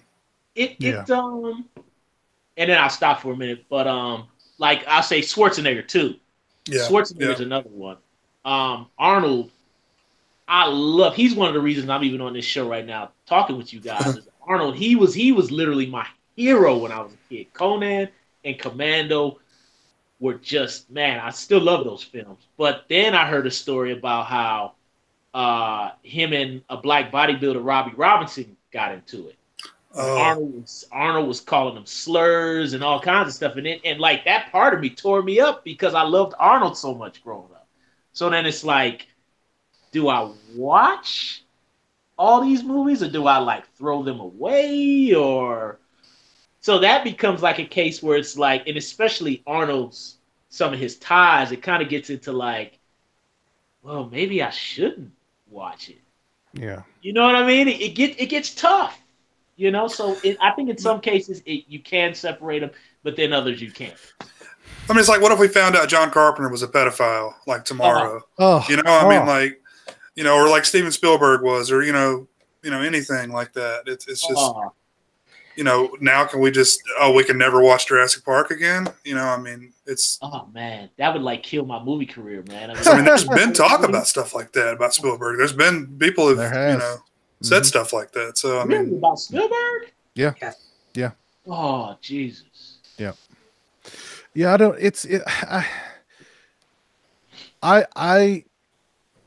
I never want to watch another Bryan Singer movie. I never will watch another Bryan Singer movie. That's a bad one. Yeah. I'll never watch another Victor Salva movie, free or otherwise. Yeah. Victor Salva went to prison for his crime, though. Bryan Singer is like still doing it, right? Exactly, and getting away with it. Exactly. But then at the same time, it's like, you know, I did buy the Criterion Collection of Rosemary's Baby. You know what I mean? It's like, where do you draw the line, though? It's like, well, that was statutory rape. Come on, it wasn't that bad. Buy the art, baby. That's why staying in France. Repulsion, another Criterion. You should pick that one up too. Barnes and Noble sale. Go for it, Biz. There's I forgot my total thought there, but yeah, you know, it's. But I mean, I think really, I mean, if you start pulling skeletons out of 90% of Hollywood's, you know, the big guys' closets, you're going to find some pretty reprehensible stuff in there. So, I mean, and again, I think a lot of that is because of the world they live in, where whatever they want is at their they're detached from normal reality. So, I mean, they don't have boundaries and they never hear no. Exactly. So what it's always been described to me is like Hollywood is very much built on the same model as a fraternity and a college. So when you enter the town, in order to get opportunities, you have to do things that will compromise you. And that's what keeps this web alive, is that everyone has something on everyone. Mm-hmm. So if one person falls, there's such extreme amount of collateral damage that's very rare for the dominoes to start falling. So yeah, it's hard. What's really crazy is if you think of like a Victor Salva, who, you know, after serving his time, paying his debt, which again, I'm all for people being able to rehabilitate themselves if they can. But does that mean that if someone else goes through that system, they should come out on the other side and have Francis Ford Coppola step in to produce a film for them? It's an open question, and everyone will answer it differently. But it shouldn't make anyone feel good. That's for sure. Yeah, it's I don't know. Yeah, it's very difficult to I don't know. You know, in you know, I don't know. You know, there's I don't know if you guys are familiar with Brian Peck, who was in Return of the Living Dead. He's a convicted sex offender, registered sex offender. Former employee. Nickelodeon hired him to work with kids even after all of that. He was still employed to work with children at Nickelodeon, of all places. Anyway, whenever I watch Return of the Living Dead, he pops on screen, I can't help but think there is a pedophile. That takes me out of the movie. So I don't know. I mean, maybe we blame social media for celebrities exposing themselves. They I don't know. Ignorance is bliss, I guess. So that's the cost you pay, man. Like, if you want to follow your favorite star on Twitter, you may not be happy with what they say on a daily basis, Exactly. So it's kind of like, I wish all you guys would keep your mouth shut so I can still enjoy this entertainment. Like, you're like who the fuck are you to tell me how to vote, first of all?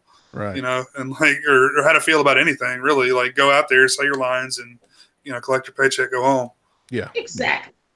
Because I mean, if I was in that position, if I wasn't anywhere where me as a public figure mattered, I would not say anything about anything. Like if I was a writer or an actor, because I wouldn't want to, ostracize any potential audience. Exactly. Yeah, That's I how think I the feel best about it. artist. I think the best artist of all time, and a lot of people praise him for this, was Wyclef Jean, because he'd never fucking talk shit about anybody. He just always be nice to everybody. He would never say shit behind anyone's back. I try and be like that, but I fucking fail miserably, and I like to meme. But if I was famous at all and had like 10 million plus or just well known and a few million to my name, I would try and be like that. I wouldn't shit on Drake, even though he sucks, but I'm not, in that position. All that shit. I would be as nice because you're going to so many cities, you're going to so many countries, and all it takes is just one guy who's triggered, like Michael Douglas and fucking what's the movie? Help me out, Falling Down. Yeah. So that's kind of my 2 cents on it. And I think it, going back to the old saying of actions speak louder than words. I mean, I think it would just make more sense that I can see if, like, okay, you're a celebrity, you make these millions of dollars, and you're not going on TV saying, I'm great, I'm great, I'm great, I'm great, and doing all these little specials and all this kind of stuff. That reminds me of, digressing just a tad bit, the Hurricane Katrina special way back when it happened, and McConaughey and a couple of other people went down there. I'm not bagging on McConaughey. I love McConaughey. But I remember they did an interview where McConaughey talked with one of the victims, and I felt kind of funny about it because it's like there's a camera there and these people are really suffering, and I felt like a lot of stuff. It was really heavy. That was one of the few things I watched where I actually cried, but because it was just so heavy. But I just remember halfway through it, McConaughey's like, "Yeah, we're gonna put you in this house, blah blah blah blah," and the woman went over and hugged McConaughey, right? And it was so interesting to watch. You could see right in that moment that, from McConaughey, the camera stopped when he hugged her. Because at first it was all like, tell me what happened, da da da. And the second she hugged him, he broke out of like, actor mode. Yeah, right. He kind of just was like, he lost himself like, oh, she's touching me. Like, so now it's real. Mm-hmm. You know what I mean? This is not just tell me what happened and we're performing and we're doing the sad face. Now it's real because she touched him. And it was really interesting to see him kind of step out of it for you. It's a trip. It's probably on YouTube somewhere. But I think if these people were really serious about all that political stuff, just do it behind the scenes and don't film it. Don't tell them. Like Leonardo DiCaprio, man, he gives tons of money to all these charities and Haiti, he gave a lot of money to that and all these, reliefs and stuff. But he doesn't go and make a big spiel about it. Yeah, he probably enjoys seeing his name in the papers, but he doesn't go around talking about it all the time, which is what they need to do. Use your money, literally put your money where your mouth is. Right. Well, let's talk about connecting a little segue here from, we talked about the Captain Marvel controversy. There's another controversy surrounding Captain Marvel involving Rotten Tomatoes. And it really put into perspective the amount of people who really take Rotten Tomatoes seriously. And that was the Rotten Tomatoes. Basically, what happened is the want to see it score, which I had no idea even existed, was a thing. People were saying that they did not want to see Captain Marvel, and that percentage kept going down and down and down and down. And so Disney, Marvel, both stepped in and said, Rotten Tomatoes, you need to remove that from your website. And Rotten Tomatoes said, oh, yes, master. Yes, immediately. So they took that off of their site. That is no longer there.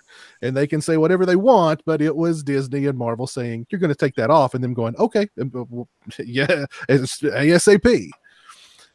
But what really kind of blew my mind about it is I think people like us, hardcore movie fans, they look at Rotten Tomatoes and they go, that's crap. Yeah, as you should. But yeah. And I'm going to use some orc words here. The casual normie movie fan clearly puts, and the studios themselves clearly put a lot of stock into these percentages from Rotten Tomatoes, and if something is whatever fresh, blah blah blah. Even percentages of people who say that they don't want to see the movie. Forget about reviews, but people who say I'm not interested in watching it. So I mean, Rotten Tomatoes to us has been a joke for years, but clearly it's taken very, very seriously with, the casual movie-going crowd and the studios. So I mean, that was just kind of funny to me. Lauren, what are your thoughts on Rotten Tomatoes or any websites like that where they take the median, the median review, and it seems like a horrible way to grade a movie, taking the median. I don't like it. So I always felt growing up that professional movie critics never aligned with what I liked ever. They'd look at a genre that it fell into, and their expectations would instantly adjust to that. And I think that's exactly the wrong way. All I care about is when I sit down, do I have fun? Right. I don't care anything else. If I enjoyed the experience, then I'm going to rate it based on that. And I thought really when the rise of like the internet reviewers came out that we would see this big push towards more of a democratic system, whereas, a less popular or less literary genre of film would get a fair shake for once. And for about a minute, it felt like that. But now we're in actually a worse position because the echo chamber has simply gotten larger because more people want to be taken seriously.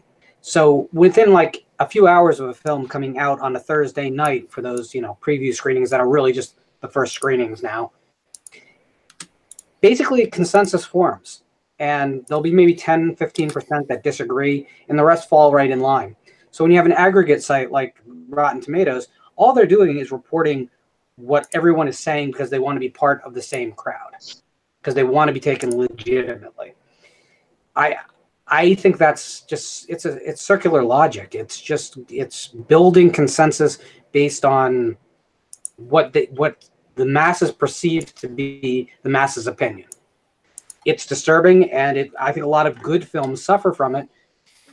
I don't know that you could get something like a Police Academy series off the ground today, because there would be no, seriously. A lot of people got a lot of enjoyment from those films. Not necessarily me, because I have problems with comedies such as Ferris Bueller's Day Off and Teen Wolf, but I think that a lot of people got a lot of enjoyment. And today, I don't think you'd get that because the very first film would have come out, and the consensus was, "This is stupid. This is not worth your interest. Move on." And that Rotten Tomato score would sink the film. People do take it seriously because movies are so expensive. When you're paying $15 a movie ticket, depends on your town, I get it, but if you're paying anywhere north of $10 a movie ticket, you're not going to see everything. You're making decisions about what you're paying. At that point, you need to have some kind of a guideline. What I've been telling people, I think I said it as early as yesterday, is to find someone whose opinion you trust and follow that person. Because if you're following the pack, then you're following no one. Literally no one. Right. Well, I mean, you said a mouthful when you said that, critics have never really, particularly if you're a horror movie fan, because mainstream critics hate horror. It seems like maybe, there's one or two horror movies a year that they seem to kind of get behind and say, yeah, this one's okay. But, the kind of horror movies that we like are never reviewed well by the mainstream critics. So you can't, somebody like me couldn't go to Rotten Tomatoes and go, okay, so let's see, what did they score Hellfest?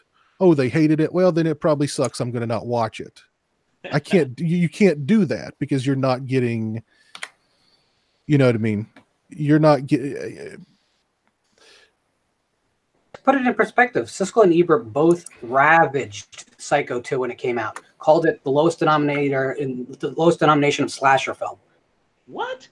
Exactly. Because their expectations were compared to what they expected. They were expected to defend Hitchcock's legacy. And today we have the same thing happening with a bunch of less a lot of people rather than a few. It's the Revolutionary War problem of, do you want one tyrant across the ocean, or do you want 1 million at home? We have 1 million at home now. You know what? That's like, I'll say one thing, like, since we don't have like Siskel and Ebert and all that kind of stuff anymore, and Bill the movie guy, whoever all those other people used to be on TV back then.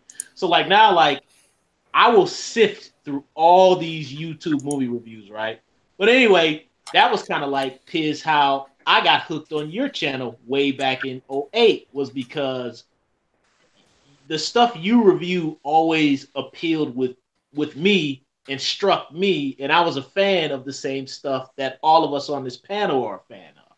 And also with us being, I think, in that that 30s and up bracket, you know what I mean, and growing up in certain time periods, I can trust your opinion closer than I can trust this 20-year-old kid who I saw review all the Silent Night, Deadly Night movies and go, well, Silent Night, Deadly Night 3, it looks really low budget. It doesn't look like a Nightmare on Elm Street 4. In which case, Monty, I'm gonna let you finish, Monty. But that kid at Walmart, what's this? Wow, look at this amazing movie.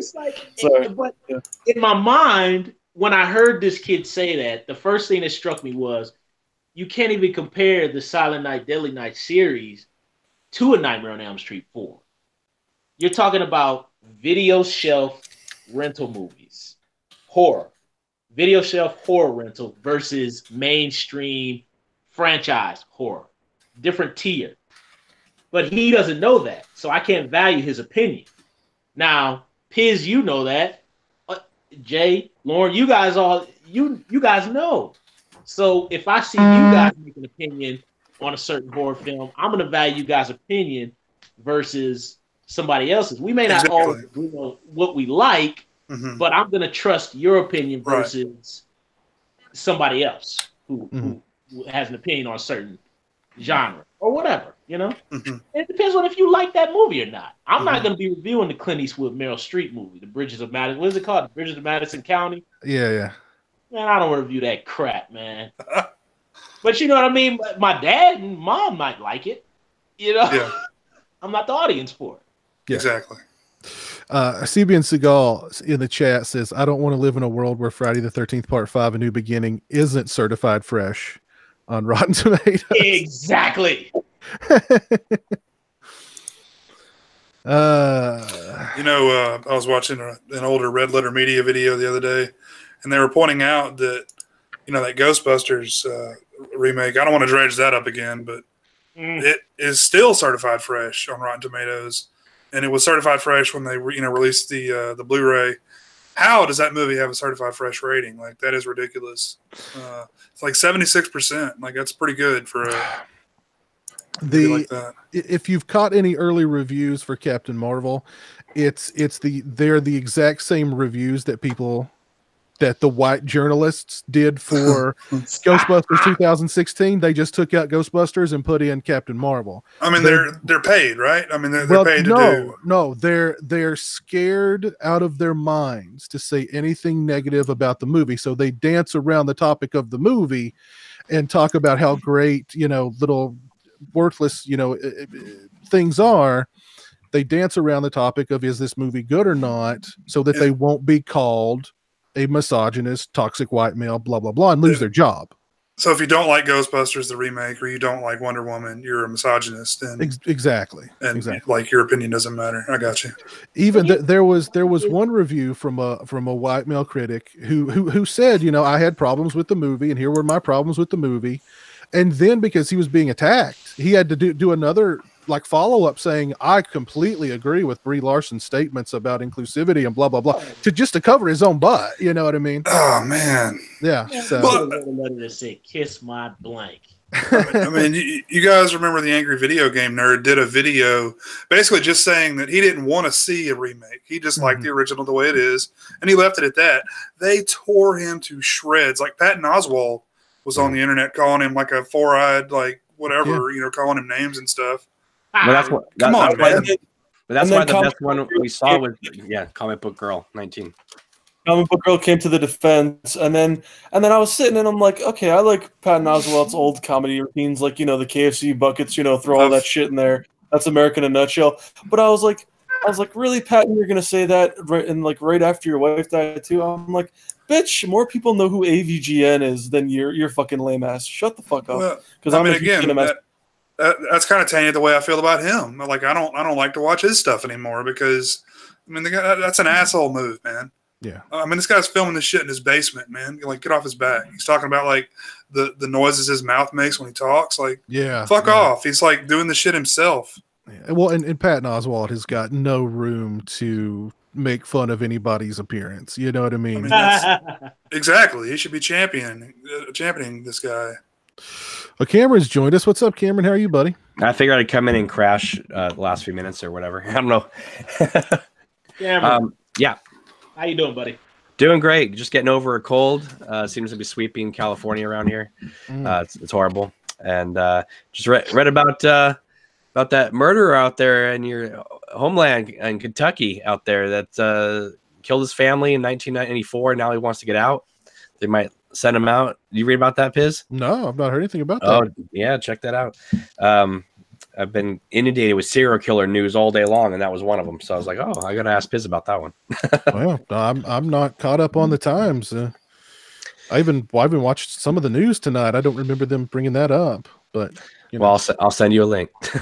Cool. Yeah, send me a link. What's the current topic right now we're talking about? We had talked. Oh man, we've talked about a lot of stuff. What were we talking about here? I think we were talking about the Rotten Tomatoes Captain Marvel controversy and how for people like us, Rotten Tomatoes is just kind of a joke, but that not to my wife. Casual movie-going fans in the studios put a lot of emphasis on those percentages and whether or not something's certified fresh. And my wife won't watch anything unless it's certified fresh. There you go. Oh, wow. There you go. She goes, let me see the Rotten Tomato score, because on Vudu it actually tells you the score before you hit play. And she goes, anything under 55% I don't watch. So I was like, all right, fine, be that way. Well, the thing is about like people, all the stuff about Ghostbusters and Captain Marvel about sexist, misogynistic trolls. I didn't see any of them come out during Wonder Woman. I didn't see any of them come out during Annihilation, which was an all-female cast that almost universally was loved by horror sci-fi fans. So is it really movies starring women, or is it just potentially bad movies? You say that. I didn't even realize that Annihilation was a virtually all-female cast. It didn't even occur to me. Well, it depends. It's the promotion. They didn't promote Wonder Woman as like, if you don't watch this movie, you're either not a feminist, or if you're a woman and you don't watch this movie, you're not a feminist. And if you're a man and you don't watch this movie, then you're a misogynist. Because they knew that it was a good movie. With Ghostbusters 2016, they knew they had crap, so that was their marketing strategy. And the same thing with Captain Marvel. If you've got a movie that is good, promote it on the basis that it's a good movie and hope people come. Don't scare people. Give them this hellfire and brimstone. You know what I mean? Well, the thing is with Ghostbusters is you could have eliminated the entire controversy, even if they had just done the same thing. All they had to do was, as I'm sure I've said it before, so I apologize for repeating myself. In the first film, they come out of the bank, and Bill Murray says to Dan Aykroyd, the franchise rights alone will make us rich. All they had to do was have this Ghostbusters movie take place in another city at another time and just say, the boys, they franchise it out. This is the all-female crew. They could have pulled all the sexist, misogynistic things they wanted to, and nobody would have cared, because the movie wasn't threatening to rewrite the previous two films and the real Ghostbusters cartoon and blah, blah, blah. Because you were saying, Paul Feig was saying, forget those other movies that you grew up loving, or at least the first one. This is the real Ghostbusters. If they had just said, hey, this is the Chicago crew, and done the same movie, whether you think it's good or bad or whatever, the same movie, I don't think it would have gotten attacked. Even if they were like, if you don't like this movie, you're sexist, I still don't think they would have gotten attacked as much, because that first trailer said 4 friends or 4 scientists save the earth, and then they changed it to 4 friends because Winston wasn't a scientist. So so they made you rely on nostalgia, but the movie was rewriting the story line. So it was like, well, which is it, Sony? You can't do both. Right. So that's my feeling. If they had just had it in a different city, had it be the Chicago crew, the LA crew, the Seattle crew, I think you would have eliminated half the controversy right there. I just to check, I typed in Friday the 13th into Rotten Tomatoes. The original Friday the 13th currently sits at a 63%. Part 2 currently sits at a 28%. Oh, come on. Part 3 currently sits at a 12%. Part 4 currently sits at a 25%. Part 5 currently sits at a 16%. Part 7 is at a 29%, and Jason Takes Manhattan is at an 8%. The remake is at a 25%. Well, they're not going off of a million critics. They're going off like video movie reviews books from like 1985. I mean, because there's not current reviews for those films. Right. Let's see. Let's look at Halloween here. Okay, let's look at Hellfest. There should be plenty of current reviews for Hellfest. Hellfest currently sits at a 39%. Well, what's the audience score? Let's check and see. 60 something. Audience score is a 41%. Oh wow, that's low, man.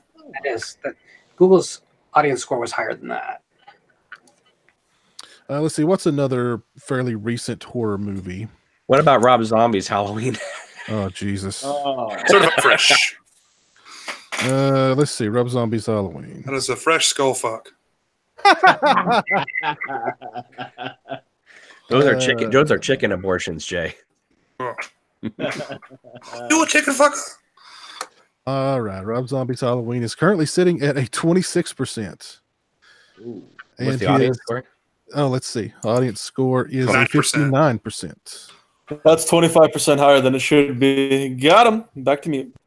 Let's see. Where's Halloween 2000? Halloween 2018 is at a 79%. Audience score is a 71%. Really? Well, that makes sense because you have a high-profile director, Jamie Lee Curtis. I think that people are riding on the high of it. You know, I bet you if you went back in time, the Rotten Tomato score of H2O would be like 85%. The original Halloween is at a 95%. At least they got that right. Well, who are the 5% that said it was a bad movie? I bet they're the oldest reviews. I bet they're the oldest reviews that they tabulated because that movie has been reevaluated majorly by the mainstream critics. It did not come out the door smelling like this with its initial reviews. So I would bet that now that it's safe to say the original Halloween is a classic, more and more recent reviews have been pegging higher. But that's the entire problem with this is it's in the moment. There's no reflective period. Honestly, can you really see a film once and say, wow, this is a classic? I don't think you can. But yet we're instantaneously grading films that have been out for 2 minutes. It's ludicrous, really. There's been a few movies where you see and you go, yeah, that's a 5-star, like right from this. Yeah, how does this work? Is it so like if they go retroactive and they're looking at old reviews, like one guy reviews out of 5 stars or thumbs up or down or whatever, how do they put that in their percentage here? Well, that's the other thing is that there's a lot of critics who don't like Rotten Tomatoes because they'll be right on the fence, let's say 50-50, and then Rotten Tomatoes decides by themselves if it's leaning towards positive or negative. Oh, wow. So they don't even ask the critic which way to lean. They decide. So when you have something like Ghostbusters that is kind of teetering between rotten and fresh, all of a sudden it starts going towards fresh. And when you're catching all these paychecks from Sony, it leans fresh. Yeah. Well, look, I'm sure I'll get in tons of trouble for saying this later down the line, but when people criticize, they say, oh, you're a Marvel shill, you're a Disney shill, you're taking all this money. I don't believe that the critics are taking money. But I will say this. If you are constantly being invited to Disney premieres and movie premieres in Hollywood, you may, I'm not saying they do, but you may lean towards giving a film more of a positive review if you've had a lovely night out at the premiere, at the red carpet premiere, and got to hobnob with the stars afterwards. You know, it's amazing what that kind of experience can. A little filet mignon, a little Cristal, never goes away. Never hurts. I saw a little hidden camera expose many years ago about Roger Ebert and what was the Alicia Silverstone movie with Benicio del Excess Baggage. Oh, there was a hidden camera where basically Ebert met like Alicia Silverstone and they hung out, and there was like some sort of big extravagant dinner and all this and that with him and Alicia Silverstone. And then and Excess Baggage, if you guys recall, that was not a well-received movie back in the day. Roger Ebert, big thumbs up. Oh my God, no. But Psycho 2 way down, so go figure. Exactly. But the funny thing was once Ebert got cancer, almost every movie he gave was like 3.5, 4 stars. The last like 2 years, it was like everything was 3.5, 4 stars because he was so happy to still be alive seeing movies that there was only a couple movies he gave like bad scores to. The rest of them were all 3 and 4 star movies. So yeah, he had some questionable reviews towards the end where I kind of looked at some and I was kind of like, really? I mean, I was like, okay. But he was one of the few critics that actually gave Watchmen like the top rating, which I think is probably Zack Snyder, one of his best movies. Sure. Well, keep in mind too that Roger Ebert spent the 80s hating horror movies. Yeah. But he licked up and down The Devil's Rejects. and Halloween. And yeah. So and he was let's be honest, he was the only critic that came out for Last House on the Left. Gave it 3.5 stars. I don't even remember that.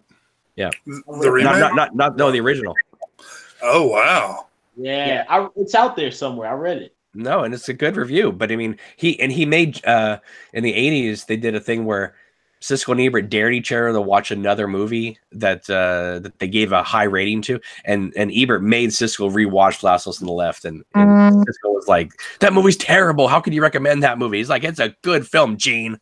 This is pure filth. The fact that it exists on planet Earth is hurting us as a society. Hallmark very infamously had 2 different press kits available for Last House on the Left. They had a press kit which really represented the film exactly as it really was, that went out to kind of the mainstream press. And then for the critics that they were targeting, they wrote up this complete bullshit about it being a complete analog to Vietnam and being this progressive, important social political work. And I would bet money that that's the one that Ebert received, and that's where he went with it. But his review brings up none of that. But yeah, I mean, he championed. I mean, listen, Roger Ebert may have done a lot of things, but he wrote Beyond the Valley of the Dolls. Mm-hmm. I mean, that alone tells you something. Well, my favorite Ebert review is his review of The Hitcher. He gave it 0 stars. Just absolutely, not only it just attacked the movie, but also attacked the people who made the movie, calling them sick and on and on and on and on. Yeah. But his review made me want to like watch the movie again. Yeah, yeah. Because he talked about it in such a great way where he's talking about the movie begins with a match being struck, and it ends with a match being struck, and the protagonist has become the villain. And I never got that from The Hitcher, that Jim Halsey became the Hitcher at the end. Yeah, no, I never got that either. No. I just kind of took it as kind of like a cold-blooded John Carpenter kind of, thing where the protagonist is a badass too, There's a very legitimate reading of Hitcher where there is no Hitcher. That character is very much a Tyler Durden. Right. Split personality. Right. Yeah. Right. Yeah. Yeah, I could see that. If they had remade The Hitcher with that spin to it, then maybe the remake would have gone over better. But that remake was terrible. I don't know if that's Stepfather in that regard. It's the second time you're going to lose all the impact because the big surprises are what make the movie. I don't know. Let me ask you this, Cameron, because you weren't here when we were talking about this, but we were talking about how a lot of actors' political views are turning people off to wanting to watch their movies, and then we brought up Polanski and Woody Allen and Victor Salva. Are you able to remove the artist from their art, and despite their political views or their criminal deeds or what have you, can you still appreciate their art? I guess for me, it's a case-by-case scenario. I mean, I should be more straight across the line, but if I was straight across the line, I wouldn't watch any movie. Yeah. That's the problem. I mean, I don't know. I mean, I'm trying to think, is there somebody that I just don't like? There's some actors I just don't like because I just don't like their personality, but this whole thing with political, this was going way back to when like Marlon Brando was bringing Native Americans up to claim his Oscar. It's just that we didn't have social media back then. I mean, imagine if we had Twitter back then and they brought up the Native Americans to get the Oscar for that. I don't know. There's been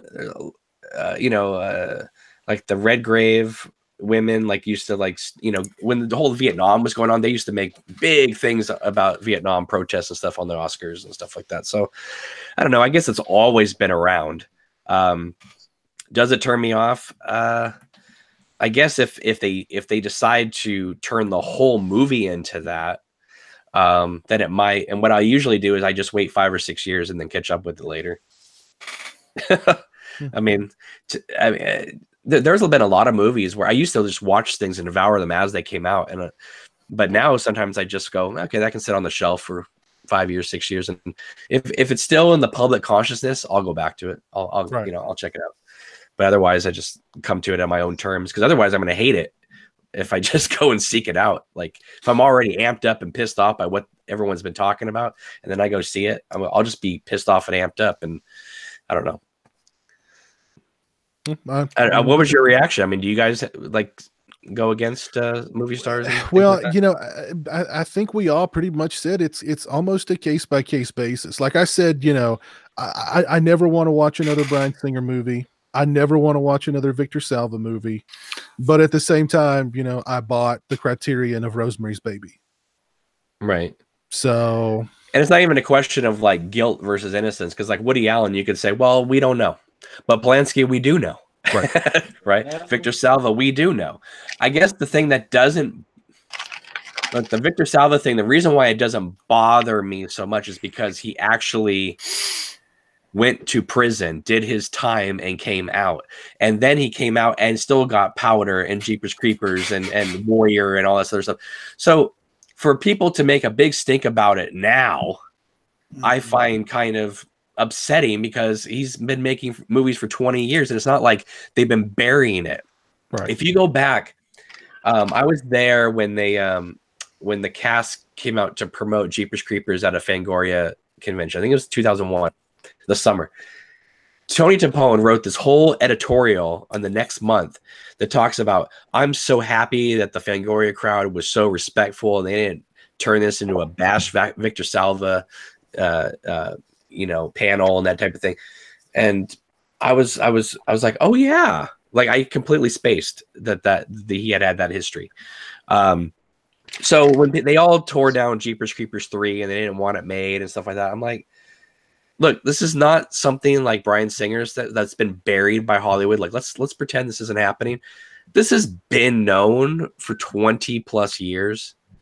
So I was kind of appalled that people had a problem with it, just because he's never run from it. It's always followed him wherever he went.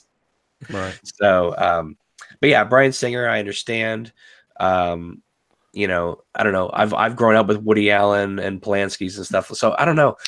I mean, maybe if Woody Allen made a film where he was playing a guy who was, touching children, obviously I wouldn't go see that movie. Right. Woody Allen seems like one that kind of gets a pass, wouldn't you say? Not anymore. Amazon dropped their deal, and really, okay, yeah, they won't even air his movie they made for him. Wow. And the Louis C.K. movie he made will never see the light of day. The one that he did with Chloe Chloe Grace Moretz. I Love You, Daddy, or something like that. Yeah, they made it. It got reviewed. It's never going to come out. And Chloe Grace Moretz says, I never wanted to see the light of day. I want to see it. Well, don't we all? It's kind of like The Day of the Clown Cried, right? We all want to see it. We don't know if it's any good, but we want to see it. It's just Louis in the corner jerking it the whole time. Yeah. So I don't know. I mean, I'm trying to think of is there somebody that just can't stand? But it's usually not for political reasons, because I try to just not pay attention to people like that. Because if I do, I'll just hate everybody. Yeah. And I don't care if they're right wing or left wing. I'll hate them all the same. Because I don't know. Who's the guy who was in House of Wax, the remake? The blonde guy from that One Tree Hill show. Oh, Chad Michael Murray. Oh, I can't stand him, man. Well, what have you seen him in lately? Well, nothing. But I only thought of that. I'm only digressing because I remember seeing the behind the scenes of that on MTV, and he's just like a total a-hole. I think a prop guy dropped a bucket on him accidentally on purpose. I think, and he just went ballistic. He's like, "Get that camera out of here," and blah blah blah. I seem to remember that. I remember that. Oh, you remember that, Piz? I wanted to jump through the TV and slap it. Well, somebody who's having a hard time right now that I always thought that he would have had a great career, but I don't know what happened. But Luke Perry, had the stroke, and I've always liked him. And he made, what was that movie, that cowboy movie he did, where he's like he was like 8 seconds. 8 seconds. Oh yeah, that's not a bad movie. It's not a bad movie. And I've seen he did a movie with John McNaughton, which was pretty good. And I've always liked him as an actor, and I thought that he was on Oz for a little bit, which was a great turn for him. So I always expected more things for him, and I don't know what's going on. Hopefully it gets better. And but I guess today, while this was happening, the rest of the cast signed to do an actual 90210 reboot to the reboot. Yep. And so they're all coming back. I thought, wasn't that already the reboot? Didn't they already do a CW reboot with them in it? And now they're gonna do another reboot. I don't. I mean, I don't know. Cashing those checks, guys. But I heard that about Luke Perry. He suffered what they called a massive stroke, and he's in a chemically induced coma right now. Good Lord. God, so not good. That's not good. And I know a lot of people gave him shit because he was on that show for so long, but he was a good actor, and he's done some good stuff, and I think if people go back and watch some of his movies, he's a lot better than just the pretty boy James Dean wannabe they painted him in to be in the 90s. Fuck them. I like that show. He made sideburns cool again in the early 90s. Oh God, I forgot about the sideburns. Him and Jason Priestley. Yeah. Yeah. He's a very relaxed man. I rocked some sideburns pretty hard for quite a while. Yeah, I remember I desperately wanted to have sideburns back then, but I couldn't grow them.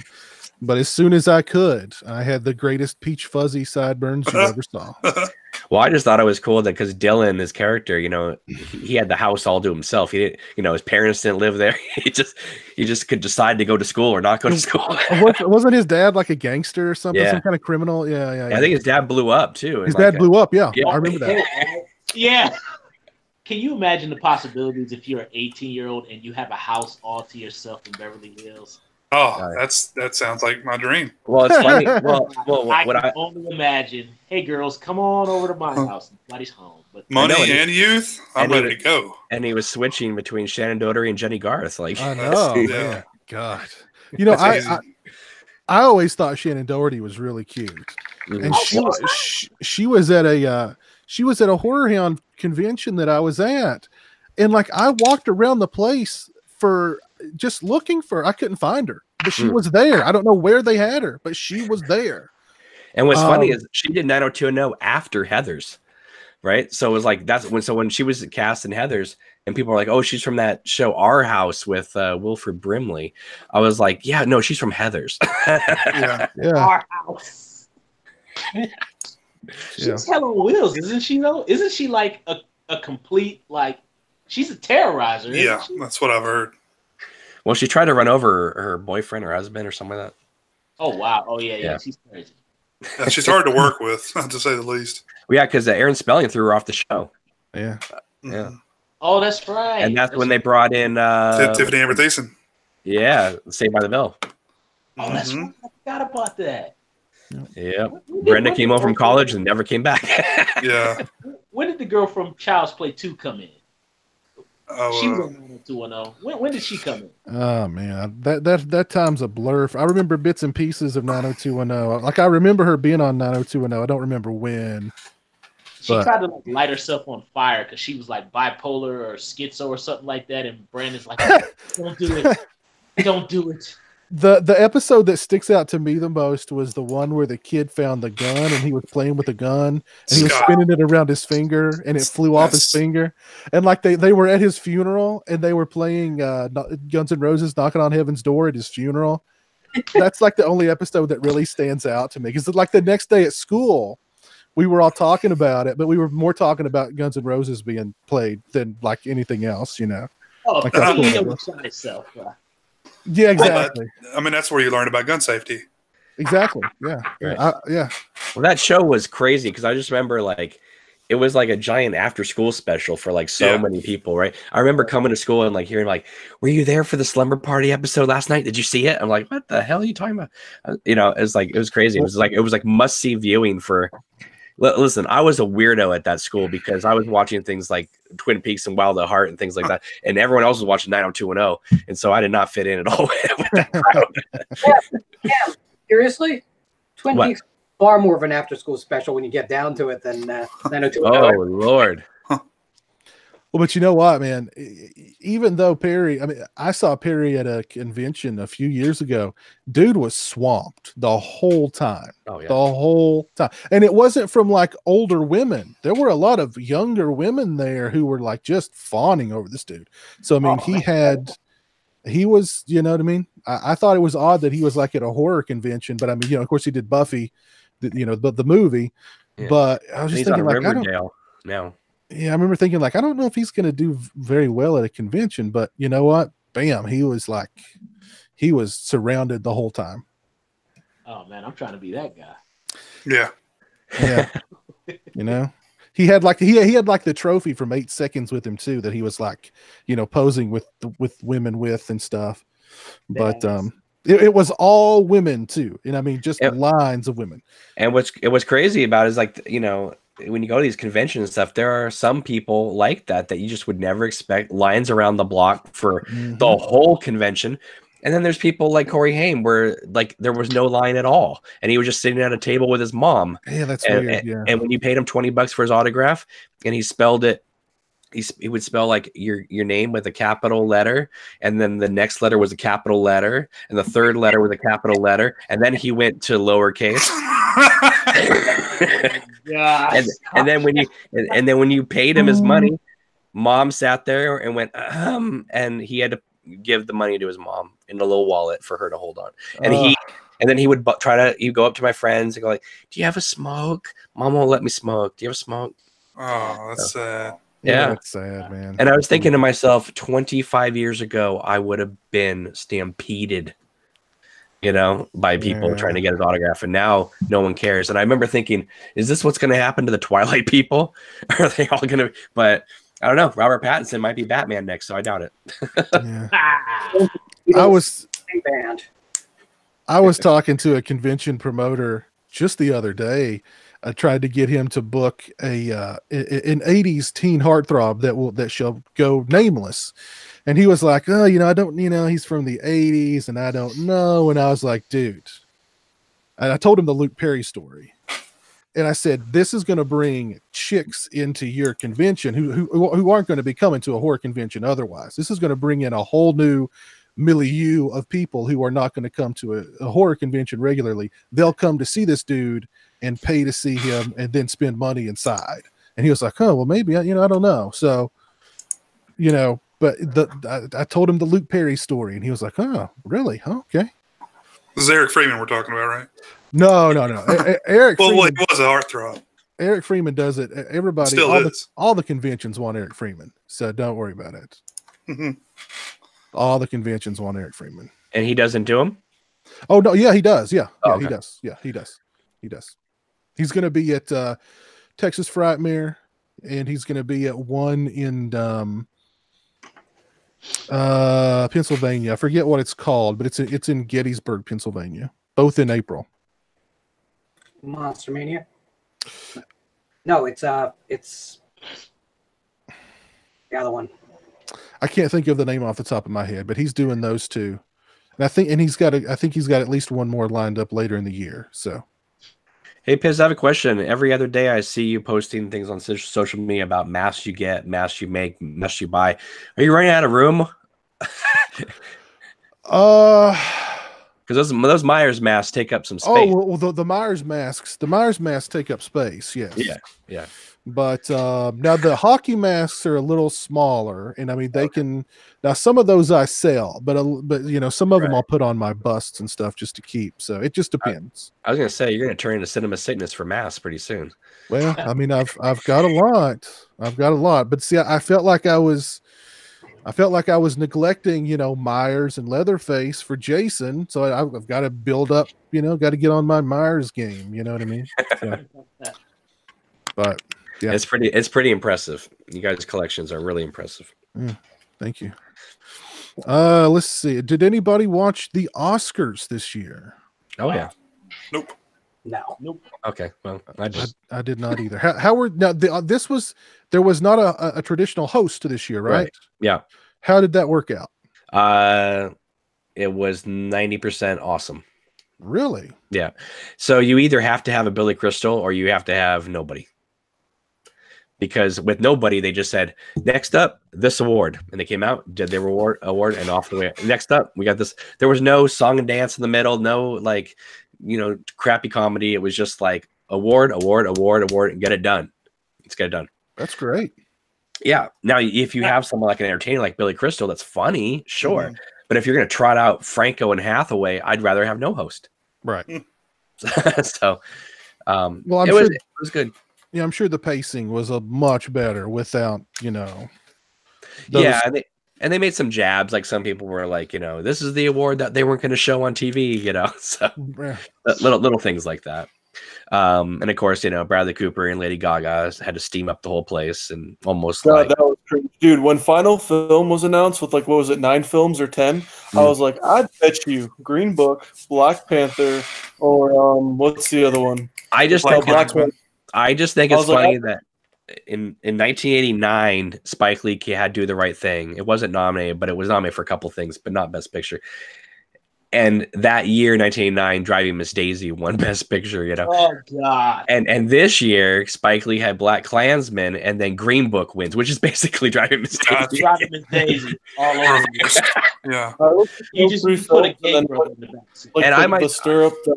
I was shocked because Barbara Streisand came out and said that Black Klansman was Spike Lee's, true masterpiece, and he finally made his masterpiece. And I'm thinking, have we forgotten about Malcolm X? Have we forgotten about Do the Right Thing? Malcolm X is probably one of the greatest movies ever made. And in fact, Klansman was a masterpiece. I don't know. See, I love Spike Lee. But I will say that after Malcolm X, he could have just retired and done nothing because those first 5 films were like all he really needed to say. Yeah. Now there's a lot of Spike Lee movies, but in between that I love Clockers. Yeah. I love Clockers. I think that was really and Criterion is going to release Bamboozled, which is going to be awesome. I also really liked He Got Game. I thought that one was really good too. That's the Denzel. Yeah. Denzel. Yeah. But I've always really liked Clockers. Now, an interesting Clockers started out. It was supposed to be a Robert De Niro, Martin Scorsese team up. Yeah. Oh, is that where Keitel came from? Getting into that? Yeah. Pretty much. Yeah. But then they backed out, and Spike Lee came in and changed a little bit. And I don't know. And he wasn't going to do Black Klansman until Jordan Peele gave it to him. So. Black Klansman is. No one ever talks about the movie. In photography, it's a fascinating movie about New York. Which one? Summer of Sam. Oh, I love that one. Oh, yeah. Underrated. Oh yeah, I the Leguizamo Mir Servino fight in the car is one of the great as they go between. That's amazing. Yeah. Yeah, it's one of the great, and especially with the dog. I want you to kill for me with John Turturro's voice. Oh, You know what? My favorite scenes in Summer of Sam are all the scenes where they're in the discos having those orgies.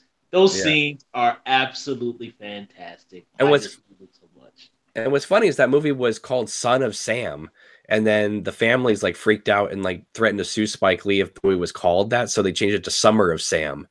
But at the beginning of the movie, when he's doing the dice, it says "Son of Sam." So they only changed it for the end credit, not for the front credit. That's funny. Same thing with what is the point of that movie? Because all I see is some dude who just wants to get it in with other chicks, and he doesn't want his wife to be the slut that he likes to hit on the side. It's just paranoia and where the time was. It's just taking you back to a time and place. Berkowitz's like horseshit insanity plea. It's really a movie like about the duality of the time. So in a key scene there, they go from Studio 54 to CBGB's. They literally take us on that trip. We also have this blackout that is like the light on one side, the dark on the other. It's a really measured film about themes. It's not about something, but it's pulling on some really, really intense themes. And if you've ever spent any time in New York, it's just intoxicating. It just is. And Spike Lee plays the reporter for the news, and anytime Spike Lee throws himself into a movie is welcome by me because he is one of my favorite actors I ever see because he's so funny. Yeah. You know, that's why when he came out with She's Gotta Have It, they called him the Black Woody Allen, which is funny. Well, let's see what's going on out in the chat tonight. Our old buddy Cola's Gay is here. How are you tonight? Hope you're doing well. Not a lot of love for the Oscars in the chat, apparently. Now, if we talked about the Chainsaw Awards, then maybe get some people talking. For sure. For sure. On that note, vote for Chainsaw and Dave, guys. Oh, is that one of the movies? Yeah. Oh, guys, let me post the link again. You guys pick it. We watch it. The link is in the description for the choices for our to go vote for our next Viewer's Choice live commentary. You can choose from either License to Drive, Summer School, Teen Wolf, or Ferris Bueller's Day Off. Each of those films were handpicked by Lauren. Form of suicide that I was picking that night. You're picking my fate. So go vote.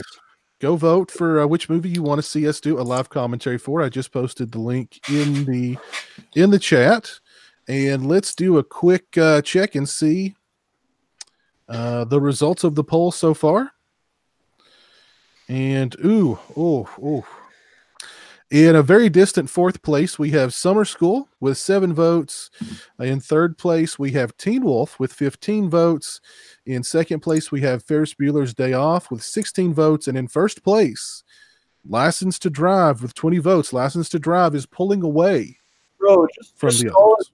Just fucking call it. You should have just called at the beginning of the show. It's a Corey jerk-off fest. Ferris Bueller should win this shit. Rest in peace, John. Fuck License to Drive. Fuck that movie. We've got 4 very good movies. That personally, I was hoping for some more love for Summer School, but I think Summer School is just it's more of a yes. It's more obscure. Well, Summer School is also a movie that is hilarious from like every second of the movie, and so it'd be hard to crack wise on a movie that's already hilarious. License to Drive has lots of gaps so we can throw out jokes, and I'll bet you for the I don't know, we could maybe get Feldman or Heather Graham to put in an appearance if we get all the viewers to tweet at him. we'd have to pay Feldman. Oh. Yeah, we'd have to. We could give him say, listen, you can do the opening act with Rangers. Yeah, dude, Feldman should pay us to be on our fucking show. Fuck that bitch. We could get Richard Mauser in the because he was also in It and The Thing. That'd be cool. Oh, there you go. That'd be cool. Yeah, Mr. Boogity. Bradley. Carol Kane plays the mom, right? She's from When a Stranger Calls. Bradley Taylor says, I'd like to see Sausage Factory do a commentary for Wes Craven's new Nightmare. That'd be an interesting one. Yeah. Hope we can get Rambo back for that one. Yeah, for sure. He's a big fan. Not a lot of love for Rotten Tomatoes in the chat tonight either. Report on Rambo's internet update. He's in a 5-year max extension contract with some shitty fucking K-Kona company that one of his friends suggested. Never trust your friends. Always do the research. He was there for you. Real talk. There's my real talk. Yep. And it's only like $50,000 to get out of. I love you guys too. Woo-hoo. Friends, don't let friends use cable internet. Satellite internet. Satellite internet. Yes.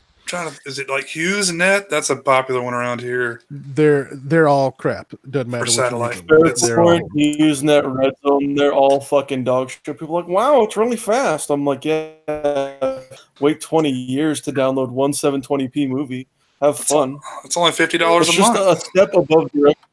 Wait, so yeah, it's just a step. What is the issue with Rambo? I remember you talked about it before, Piz. So he's locked into this contract with this. They lock you into a long-term contract. The satellite internet companies, they know if you're coming to them, you literally have no other alternative. So they have you over a barrel. They lock you into a long-term contract. The pricing is outrageous. There's ridiculous data caps, and I mean, the service is spotty at best. So I mean, and if you try to back out of the contract, if you back out after 1 year, they will continue to charge you for the service, even if you're not using it for the remainder of your contract. Oh man. So it's I feel bad for Rambo. He's been stuck watching bad Dolph Lundgren movies for the past 3 weeks. He literally would have been better off with dial-up internet. He literally would have been better off. Here's the real talk moment. Satellite internet, anything from Dish and DirecTV or anybody else sucks dick. Okay, that's rule number 1 with Thork.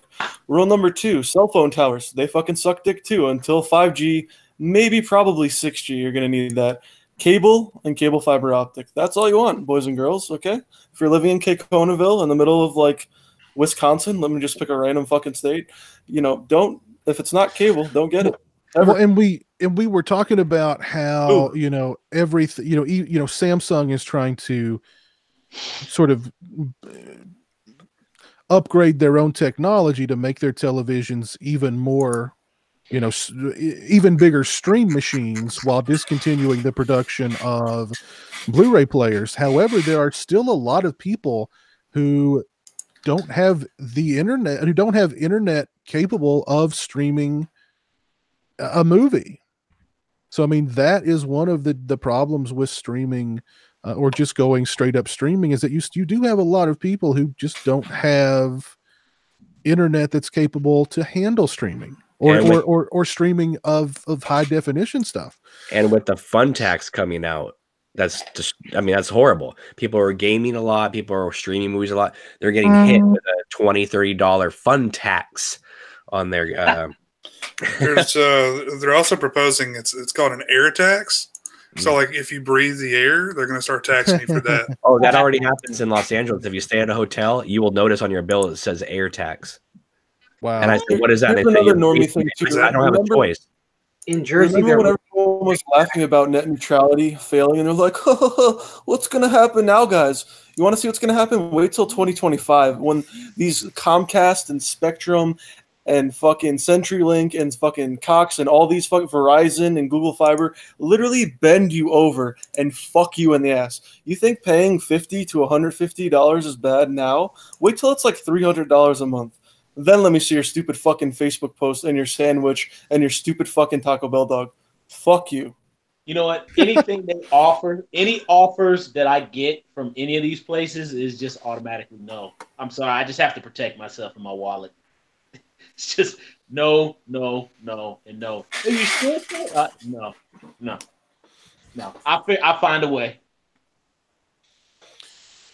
Well, my mom and my stepdad moved to Texas, and they were used to, you know, California, you know, and then streaming things. So they went to Texas. They watched one movie on Vudu, and their cable company called them and said, "You've used up all your internet for the month."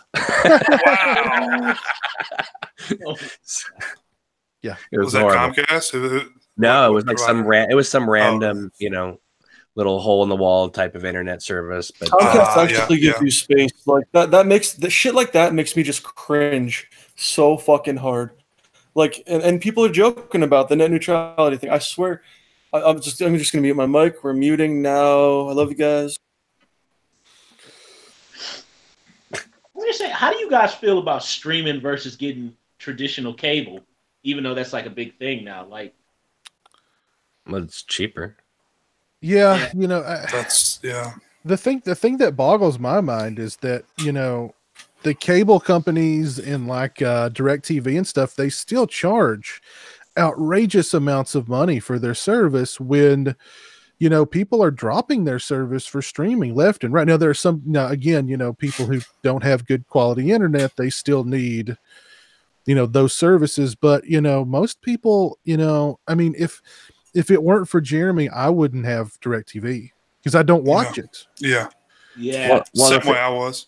Well, the thing is like, you know, some people say, but if you get all these different streaming packages like the Disney and the Criterion channel, then it's going to be the quality of a cable package. Well, my argument to that is, well, at least I'm paying for the channels I'm going to watch. Right. Exactly. You know, I'm tired of getting 500 channels I don't watch. Exactly. right. Yeah, and they could all be competitive tomorrow if it was all a la carte. Yeah, I love it. I love a la carte because then I'm choosing what I'm going to watch. That's what slaying markets is, the a la carte programs. Yeah. Also, interesting fact: if you like TV just because you like news or sports, or just because you grew up with it, like all of us, I mean cable. Sorry, cable TV. A thing you can do with a lot of the bigger companies is you can be like, you know, people are going to Sling really, really fast. You can get your bill to be lowered, and then you could say, I want HBO while Game of Thrones airs, and then I want this sports channel and these news channels, and they'll bundle it for you and then make it cheaper, which a lot of people don't do. They're just like, oh, just fucking, you know, give me all the shitty channels, and then they're like, it's so expensive, but it actually works though. HBO is not that bad. I think it's like $15 now. $15, yeah. I mean, that's pretty good for all the, and they have like, I mean, I know this doesn't matter for you guys, but like I have a kid now, and they have 40 years of Sesame Street on that. Yeah. Like, since it's crazy. people do like what's coming out on Amazon and Netflix and Hulu and all that shit. Quick org pro tip: on May 1st, Amazon is losing all of its HBO or most of it. Is it really? Oh, that sucks. really? Yeah. So it's either like half, but what do we pay for right now? Do you guys like get Shudder and all that stuff too, or what are you guys getting right now? I've got Netflix, Amazon, Hulu, Shudder, UFC, Fight Club, and what is the ESPN Plus? But you get Amazon because you got the Prime membership. Right. Okay. Piz, do you do any of that stuff? I've got Amazon Prime. I've got Shudder. I waver back and forth with Netflix. I'll subscribe for a month or two and then realize that I'm not watching it enough and cancel. I'm a fan of this. It hasn't come out yet, but in April the Criterion channel comes out, and what's really cool about that is they're putting all the extras and the commentaries on there too. Oh, cool. Well, when they merge, it's gonna be like the DC, you know, because like the DC streaming, it's like if a new animated film drops on Blu-ray, it's day and date on the streaming. So when Criterion drops all their movies in May, they're on the streaming site that same month. So Hulu had a bunch of Criterion titles, and then they merged with TCM and had Filmstruck. Both of those are great, and then what you're saying is going to be awesome too, because both of the previous ones are awesome. I mean, the fact is, like, you can say, oh, in May, Funny Games is coming out in a special edition. Well, Funny Games is going to drop on their website, on their streaming site, with all the extras on there. I mean, that's great. So for the price of $20 a month, which is the price of a Blu-ray on their sale, you'll be able to have their entire catalog. That's going to be one I'm going to have to get for like 1 month and get rid of it. Yeah, I'm with Jay. Not if you're not collecting, dude. I don't get that's expensive, man. Fuck that shit. I know, but Criterion is just expensive to begin with, and I mean, it's the price of one. For the price of that, for the price of that, I'd rather have Netflix Instant and Amazon Prime because those are the two biggest. Well, you got to And then choose. Hulu's in third. Well, that's what's so cool is right. You get to choose what you want. You know, Yeah. you don't. And yeah, I mean, I know I will always probably get HBO because they got quality stuff on there. Netflix is pretty good right now. My wife loves all their stand-up stuff. I'll definitely get Disney because they bought the whole Fox stuff. So if you want to watch Predator streaming, you'll like watch on the Disney Channel. Well, Cameron, now Disney's. Go ahead. Cameron, now Disney's coming out with their own. We all know this, and then Walmart's going to do their own thing with Vudu Originals and all that shit. Yeah. Is there anything else that you've heard about streaming service wise? No, but I'm sure that it's all gonna. I mean, CBS has theirs right now. I'm sure NBC, ABC. I'm sure Fangoria is going to come out. They're all going to come out with their own. I mean, everyone's going to want it. The problem is that are they going to be able to supply the content? Because no one wants to burn through all their content in a month and be like, okay, that's it. You want to have new stuff come out. But what's cool for creators is that means not only TV and cable, but now there's going to be streaming. There's going to be so much content that if you have a halfway decent original idea, you'll probably be able to find someone to put it out there for you. Right. When I had DirecTV, I canceled it like over a year ago now, but like when all the promotions expired and everything, it was like almost $200 a month. Yeah. And because I've got four boxes I have to rent. They're not mine. I'm renting them from them. And, all this other crap, hidden fees, additional stuff. And, I pay for like 6 different streaming services and it's only like maybe $60, and, because I didn't even watch the DirecTV. I would come home and put on Netflix. Well, I know. What am I paying for? I know somebody who they'll do DirecTV until the promotion goes away. They cancel it, jump to Dish Network until the promotion goes away, cancel it, jump back, and they just jump back and forth to do the promotions. I don't want to go through that kind of trouble. But I mean, it does like my promotion must have been like freaking an 8-year-long promotion because all of a sudden, I just got this enormous bill in the mail one day, and it's like, good God, what happened? Oh, your promotion expired. I've been on this thing for 10 years. That's one hell of a promotion. You know what I mean? Like, or one hell of a, I mean, like, good God. And they had this thing like NFL Red Zone is the big thing with DirecTV, I believe. Or DirecTV. Yeah. And that thing is like $100 a month for that, for that, because the first year they gave it to me for free. And like I barely watched it. I don't watch a lot of NFL. So check it out. There's PlayStation View. I gotta go off what Jay's saying. They have PlayStation View, right? So if you want to watch basketball, it's like $30 a month to get all the games for 1 month. Baseball and hockey is $25. You know how much when they added it to PlayStation View to watch it online or on PlayStation 4, how much it is a month to watch 4 games if you follow a team? You talking about basketball? Well, no, football. Well, when I was a kid, WrestleMania was $50, so I'm sure it's nothing short of that. I'll say 75. Like it was literally $60, I think, is $59.99. So and then that's watch 4 plus games, tax. and then what? Yeah, plus tax. That's just nuts. But it's like you could pick up football games with, not rabbit ears anymore, but just you don't have to have any kind of service to watch a football game. It's ridiculous. But anyway, the next year, they hit me for the full price. I'm like, whoa, got like a $400, bill here. They did the exact same thing to me. And I was like, but wasn't it a free trial? Why are you just tacking it on? Yeah. But that's what I don't like. I don't like those tactics that they work because they'll send you stuff in the mail. Actually, my ex-girlfriend, she had a cable package put in. And they were talking about, you get this is free, you get this channel, that channel. So the guy comes to the house. There was a whole big thing where he couldn't put it in, and this box didn't work, and the router didn't work. It drove me nuts just being there watching it. And then when he actually got it plugged in, he found out that channels that were basic cable, like back in the day, are cable now. BET and VH1 are cable now. Really? Yes. when I was a kid, they'd You bring. telling me I have to pay a HBO price to watch Martin? Are you kidding me? It's ridiculous. When I was a kid, they'd bring the box to the house and they would hook it up and then they'd leave. And sometimes the guy in the truck would forget to turn off all the channels. So for like a year, I had HBO Cinemax Showtime and the movie channel and Viewer's Choice for like an entire year. They forgot to turn it off. Or we all knew that guy who knew how to hack the box, or he just knew how to get one. And you're like, oh wow, it's Friday night. Wow, what ordering pizzas? Really? Okay. I'm telling you, it was the greatest time. It was 1984. Or 1985, because on HBO Saturday night was The Hitcher, and the next week was Terminator. And when you're 9 years old, a little boy, and it's like Hitcher, Terminator, and then it was like horror movies after dark, and then Fox used to play like horror movies at midnight, and they would always play the TV cut of Halloween 2 on there. And it was great, man. We don't have that stuff anymore. I know there's like a million channels now, but there's nobody doing that kind of stuff. I know Shudder has the horror stuff and all, but I mean, like, it was just cool to like turn on, like, when I was a kid, like before Oprah ever was on TV, this is before Oprah, they would play Halloween 2 between 3 and 5 o'clock in the afternoon before the news. There would be like a 3 o'clock movie on NBC, and a lot of times it was Halloween 2.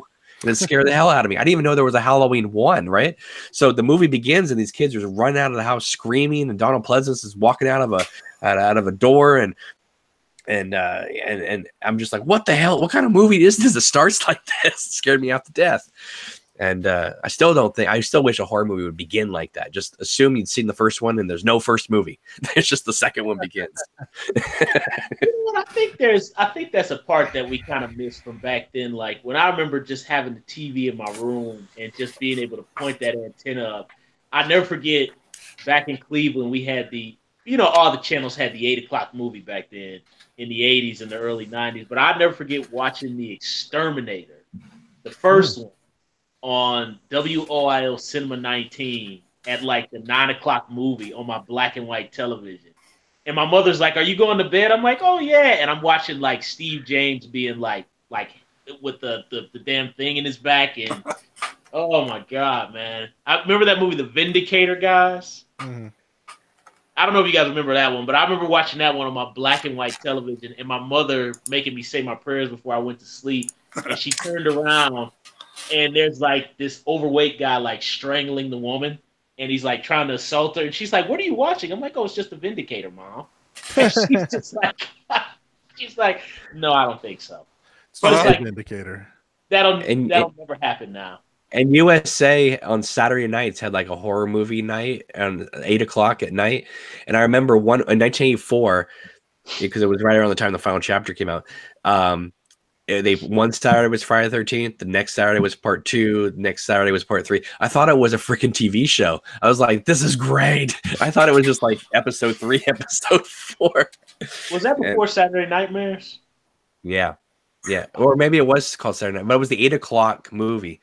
And that's then before Football Night, right? And then like Channel 2, which was like, I don't know, it was called KTVU out here, but they would like Tuesday, Wednesday, Thursday, it was Omen, Damien, and Final Conflict, just one after the other. And it was just like, those were the days, you know? Like what we're missing is that it used to be passive. You used to turn on a channel or one of several channels and stumble across something. And that built our childhoods.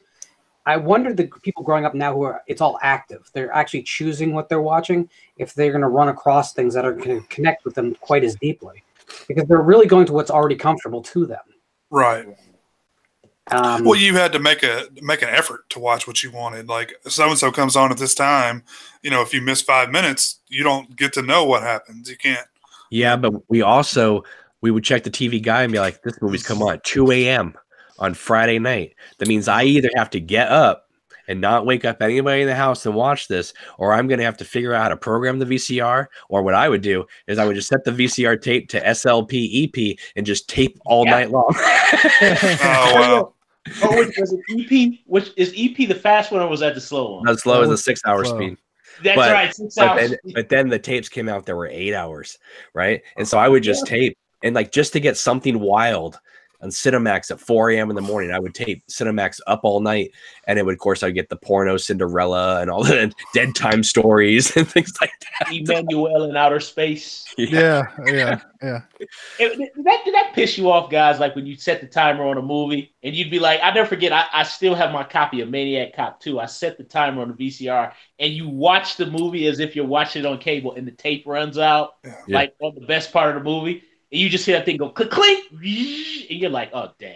Well, the worst part is when you got a pay-per-view, especially a sporting event or a movie, and the VCR fucked up or broke, or the TV or like the box didn't register because the fucking cable company sucked, and then it didn't record, and they're like, well, that's gonna be $25.99, and I'm like, suck my dick, and I'm like 10 years old. Like, kiss my Well, my mom used to like we had Splash was on TV, and my sister and I were like, we want to tape Splash, and my mom was one of those parents that would like stop the tape recording halfway through the movie and rewind a second and hit play to see if it was recording, and then she wouldn't record the rest of it. So we grew up on half a Splash. Well, that's the worst part. Depends what half, really. Yeah, we didn't even get the tub scene. Yeah. So Didn't get to see your ass. we got that part. The worst is like when you're watching the tape and then the little squiggly lines like start to go through it and it just goes like, and you can hear it grinding in the VCR and you're like, shit, is it gonna stop? And then it'll just stop halfway through and the VCR just grinding up the tape, and then you got to pull it out and rewind it and put it back in again. And I'm sure you guys. Go ahead, Jay. I was going to say I never trusted that damn timer on the VCR. It seems like it always bit me in the ass, man. I can't tell you how many times I only recorded 5 hours, never to the end of No, the 6 hours. the power would go out. There's a meme for you. Remember that? Something, man. I would do something wrong. Like Programming your VCR was not easy. It was not an easy thing. No, because there's like 3 buttons and they all meant something different depending on the order you put them. Hey, but you see how we weren't lazy when we were kids? These kids now, man, they just I get my phone and it just comes straight to me. Like they don't have to put in any work. And I'm sure you guys know this, but for those of you out there watching, they may not know this. There was skill. You had to find the right VCRs that you could get that would be compatible and yet in a way break the VHS code so you could dupe the tapes. Because some of them had codes, but if you played on one VCR and recorded to another VCR, the Sony and the JVC erased the code in a way so you could copy it. But then when you tried to copy your movie for anybody else, you copied the code too. So it was amazing. Those were the days. I used to always go to dub. What do you say? The bitch. I mean, I know people's always thinking about piracy today. I get it because it's now mass through the internet. But back then, you were just recording it for yourself or a couple friends, and and maybe it was the same thing. But I never heard anybody on my block, and trust me, I've rebought those movies probably 3 times since then on Laserdisc and DVD and Blu-ray. So I can make a couple copies of The Lost Boys for people. I'm sorry. I remember back in the day where the place I used to work at. They had a VCR set up that you could play and record at the same time. So I would sneak in on the weekends and dupe my old VHS of Halloween 6, the producer's cut for people. So, but yeah, I probably would have gotten in trouble. Particularly since it was a courthouse that I was breaking into on the weekends. I probably would have gotten in trouble if I ever got caught, but, all right. Never did. I'm gonna make a meme of Piz sneaking in a courthouse with Halloween 600s. You're the reason why that red FBI screen comes on. Wait, Piz, did you seriously? Were you trying to be like real like quiet and secretive like while you did it? Were you like opening doors like very slowly or did not necessarily, because I mean I had the key card, so I would just kind of I'd kind of go up and make sure nobody was around, and I'd swipe it, and I'd just get in as quick as I could and run up the stairs up to the office and, get in the little room where the things were in the dark. Don't turn any lights on in the dark. You know what I mean? So it was somebody timestamped this part for Scream Factory to watch. That's great. Yeah, That's great. good times. Those producers cut dupes is that you could tell how many generations you were in by how close the timestamp got to the bottom of the screen. If you got it to where it was like half of it was still on, it was like 6th or 7th generation and unwatchable. Yeah. Yeah. Let's see what's going on out in the chat. CBN Seagal says Piz sneaking around like Paul Rudd in Halloween 6. Okay. Let's see what else we got going on in the chat tonight. Goose the Cat. Oh, Goose the Cat from Captain Marvel. Heard rumors that he can fly. Also, he has comic book history with Rocket Raccoon. I have no idea about that. CB Seagal says, I've got Netflix, Amazon, and Crunchyroll. I've heard about this Crunchyroll, but I don't know anything about it. It's mainly anime. Oh, okay. I have not seen where'd that question? I have not seen Rolling Thunder. And then there's actually someone in the chat named Rocket Raccoon. How are you tonight, Rocket Raccoon? Bearded Slasher says just go out and buy physical copies, screw cable, and screw streaming. I mean, ideally, I'd like to do that, but I don't have the money to do that. Like, I can watch like 100 movies for the price of, like a third of what a Blu-ray costs. And I'm all for physical media. Obviously, look around me, but I wouldn't want to own 18 seasons of Project Runway. I'm happy having those on streaming. That's another thing. They don't put a lot of TV out on DVD anymore. No. So it's like, I want to watch that Get a Life show. I've been trying to find it somewhere to watch, and I just can't find it anywhere. The Chris Elliott one? Yeah. Oh, yeah. I have it. Yeah, didn't they do a Blu-ray release of that? They did a DVD of it, yeah. Didn't Shout Factory do that? Yeah. Cameron, I believe you. It just looks like U-Haul unloaded a Macy's box into your house. Oh, my God. Well, this is the problem. I got all this. Oh, my God. It's terrible. But... That's not clutter. That's badass. Don't let anyone ever tell you different, okay? Oh, okay. Well, Orc, you've not done a Gozu viewer shout out of the week in a while. Why don't you give one of our viewers a Gozu viewer shout out? My go-to viewer shout out of the week of February, let's dedicate a whole month, goes out to my boy, DJ Donnelly. DJ, I hope things are good over in the UK. I like talking to you, but sometimes I sleep a lot. So I'm sorry if I cannot reply to all of your messages. I thank you for watching the show. Everyone on the show really appreciates you. Yeah, and hope you have a good morning, because it's probably 4:28 in the morning UK time, I believe. So yeah, and happy birthday, DJ. Hope you have a good one. Hope it's great, man. Yeah. What's going on in Stingray Spotlight tonight? Stingray Spotlight. We got everybody was talking about Mandy, the big Nicolas Cage film. Everybody's all about it. Well, I want to talk about another Nicolas Cage film called Mom and Dad that I never hear anybody talk about. Okay. This is a very, very cool film. I was just kind of watching on a whim one night and was pleasantly surprised. It is extremely violent, and what it is something happens. You don't really know what it is, but parents start killing their children. And it's exactly what you think. Like, there's moms, like there's a scene with a mom, like the baby was just born, and they're like, here's your newborn baby, and she like tries to like strangle it and shit. And it's the parents like rush to school, and they're all trying to like choke their kids out, and it's pretty funny, and it's really violent too. So I'd highly recommend that to you guys. I've got to watch that. Yeah, I've got to watch that. It's Selma Blair and Nicolas Cage are the mom and dad, and they've got a few kids that they try to kill for quite a while. Interesting. I'll have to check that out for sure. I need to take a bathroom break real quick, and then when I come back, I will call the poll. I will call it. So this is everybody's last chance to vote for what movie you want to see us do a live commentary for next week. Your choices are License to Drive, Summer School, Teen Wolf, and Ferris Bueller's Day Off. The link is in the description. I'm going to post it in the chat right now. If you've not voted, go ahead and vote. And we'll. If you don't vote, you can't talk about movies. All back onion. That's true. That's right. I'll leave you guys to talk amongst Lock the- yourselves for a minute. I've got to go to the bathroom. I'll be back. One of Everyone the in the chat, best. stand up and refuse to take any of these choices. Write in your choice in the chat. If enough people do it, because we'll have to change his mind. Go for it. And License to Drive has a Me Too moment in there too when they lift up Heather Graham's shirt and start taking pictures of her down her dress.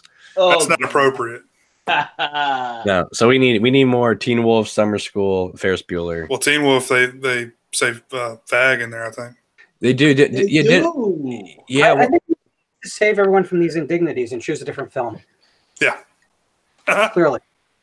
Do I have to wake up tomorrow? Like, Didn't we already? I thought we already did Teen Wolf. It probably has been done because so we shouldn't do that. Let's find out which one Lauren hates the most, and everyone vote for that. Why don't we vote for the special edition of Aliens and have Lauren do a commentary? Okay, Teen Wolf, thank you. We'll make sure it's the longer version, so we get to hear about Ripley's daughter. No, you want to know what?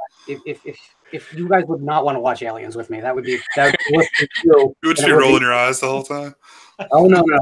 I'm very cool. Well, see what you want to do is you want to do commentaries for like things over like Alien Resurrection, things that you can just rip on the whole time. Alien vs Predator Requiem. Oh, I've heard you can't even see it. It's so dark. They said that the lighting is so dark you can't even tell what's going on in the movie. Oh my god. Yeah, I've never seen that one. It's kind of like Underworld Blood Wars video releases that are just keyed so dark you can't.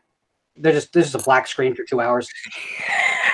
Oh god. Yeah, the dark pixels look great though. You It's gotta kind get of a Rorschach test, right? Like, what do you see? Yeah, it's like that Godzilla remake. It was really dark. Oh yeah, that's right. That was pretty cool towards the end, but it was just, You mean the new one where they like Yeah. every time they about to fight, it like cut to people talking? yeah. That one? You want to see the monsters? Nope. Here's some dialogue. Like I understand, like maybe once that's cute, but if you do that through the whole movie, you're showing me how cheap you are. And you know the monster action. It was when it was good when it happened, but it was just kind of like You had to sit through an hour and 45 minutes of. Oh god. We've got Mothra, we got King Ghidorah, and Ghidorah coming in the new film. Yeah, that looks good, but fuck that good shit. for the Just new give one. me Godzilla versus Kong already. I don't care about this old school. Just fucking give me the versus movie. That's what I want. Yeah.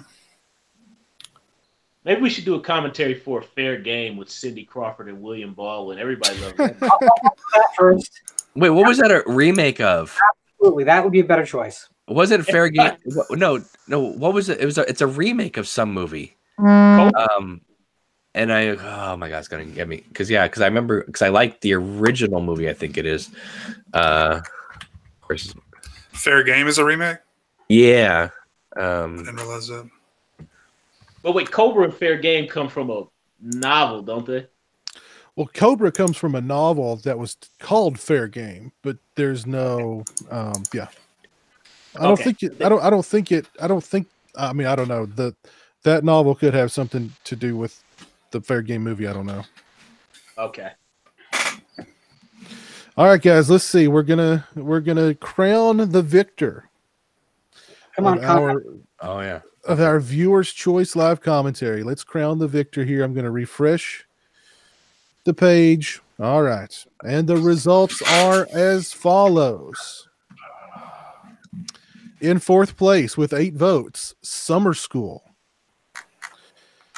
In third place with 15 votes, Teen Wolf. I thought Teen Wolf would be more of a contender, but in second place with 16 votes, I'm just going to, okay, our winner with 25 votes, a whopping 39% of the vote, of the 64 people who voted, 39% voted for this film, one of Lauren's absolute favorite movies.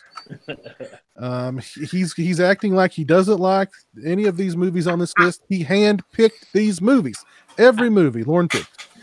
But the winner of the viewer's choice live commentary with 25 votes, License to Drive. And the camera goes off. The two Corys Hey, vehicle. wow, this is great. Fuck yeah, guys. I'm fucking hype mode to the max right now. That's what I Let wanted. me break out the Mountain Dew I've been putting. Yeah, You guys fuck yeah, vote. dude. Ferris You Bueller's guys, dog shit. you guys wanted it, so you guys are gonna get next week a license to drive live commentary. Oh, and Good just job, so, Sausage Factory Nation. Good job voting. and just so you guys Epic know, fucking fail. I don't put that shit on YouTube, otherwise I'm gonna be fucking Helen Keller and that shit like there's no tomorrow. All right, but yeah, okay. Have you ever seen Yeah. it? Have you ever seen License to Drive? Long ass time ago, and No, I'm glad you I never forgot seen- most he's of never it. I've seen it. well, just to conclude my previous point, Fair Game, the Cindy Crawford movie, is an adaptation of the book called Fair Game, which was the basis for Cobra. So Fair Game is an actual adaptation of the book that loosely inspired Cobra. Which forever Okay. changed the way I eat pizza. Thank God. I actually love Fair Game. I can't even front. I love that movie. Chink, chink. If only that sounded really racist, by the way. If only we got a the Cobra director's cut on Blu-ray. Oh, that would have been so. Oh, probably would have been my vote for horror movie of the year. They said the original version is much more gory and pretty slashery. far more violent and bloody. Yeah. It does exist, right? I think Simeon Seagal has told us that before. I don't know. He's always got the Hollywood scoops. See, what they should have done is if they weren't going to release it uncut, they should have released it with like what that Friday the 13th DVD set did, where it's like they just like threw it out with with those little squares, and they would like show you the edited version and the unedited version and with the X's, just to tease us a little bit. Yeah. Oh man, well, part 7 could have been. Go ahead, I don't shop here. Fucking hilarious. Oh goodness. Sorry guys, let's go ahead and call it a night. We've been going for about 3 hours. Covered a lot of topics. I feel like Katy Perry after Hillary lost the election here. Can we recount? Maybe a recount or something? I like Lauren. Lauren 2020. Sausage Factory Nation has spoken, and they want to see a live commentary for License. Apparently, they're to Drive. not as smart as I thought they were. The irony is the Sausage Factory Nation votes for it, but it'll probably be the least watched video of the year. Probably. Yeah. I suspect Russian collusion. Yeah. All right, guys. Yes, we've covered a lot of topics tonight. And had a very lively chat. So thank you guys for tuning in tonight. Apologies for the 2-week hiatus that we were on, but we're back in a big way, especially with License to Drive on the horizon. That's going to be so epic. But anyway, thanks for tuning in. Thanks for watching. Thanks for voting. Thanks for commenting. We definitely appreciate it. Big thanks to everybody on the panel, as always. The great Monty from RMJ Movie Reviews. Look up his channel. You actually were supposed to work tonight, but you changed shifts with somebody so you can be on the show. Is that correct? Oh wow! Absolutely. So that What is a fucking dedication. baller. You make us look bad. Monty. Yeah. I had to get off. I just really did. Well, we're That sounded bad too. Well, we're glad that you decided. We're glad that you decided to spend your night off with us, Monty, as always. Absolutely. Thank you, Lauren. Who he just recently launched his own YouTube channel. Oh, really? Cool. Did a very cool video talking about the enduring. Our enduring love of slasher movies and why it has endured for so long. Very nice video. I don't. What is your YouTube channel? Visited by Voices 1. Okay, so Visited by Voices 1. that's the YouTube channel. Definitely go check him out. Jay the Stingray, of course, has his own channel. He's also a part of a couple of different live streaming shows. The movie discussion Pocket Dimension with Cole, and Plateau TV with Eric. Although Eric's been on a hiatus for quite some time, so. And there was a video that was uploaded the other day that just said live stream number 5. I don't know what that is. That was on Cole's channel. It was what is it? Once Upon a Time in Mexico. We're kind of up to the wire trying to decide. We'll remind Cole to title the videos. Some of our members who aren't here live are having drug issues. Shall we put it lightly? You know. Yeah. Okay. That's a new one on me.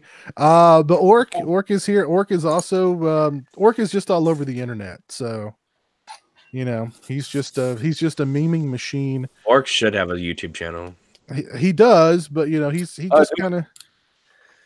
just memes it, man. He's all about the memes. I reviewed Pepsi Zero Sugar and Coke Zero Sugar, and they are the most well thought out, scripted, performed videos, high quality, 2160p. Ultra 4K shit in your goddamn life. So subscribe, ring that bell, subscribe it in the pants, and then fucking go to my fucking Patreon, and about $49.99 a month. You can be in the 10th tier and join my Discord and suck my dick. Hey, don't knock the Patreon, because I'll tell you this: there's a lot of people out there that review movies and TV shows, and they go, "Hey, if you want me to review these TV shows, you have to help me pay for the streaming service," and they do. So that's not a bad thing. Real talk.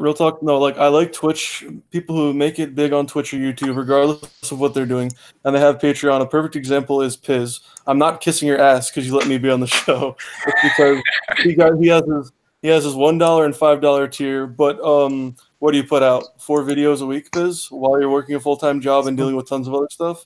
You know, so so that's when, you know, I'm, and then, oh wait, Mr. Cameron, I've been subbed to yours for quite a while now too.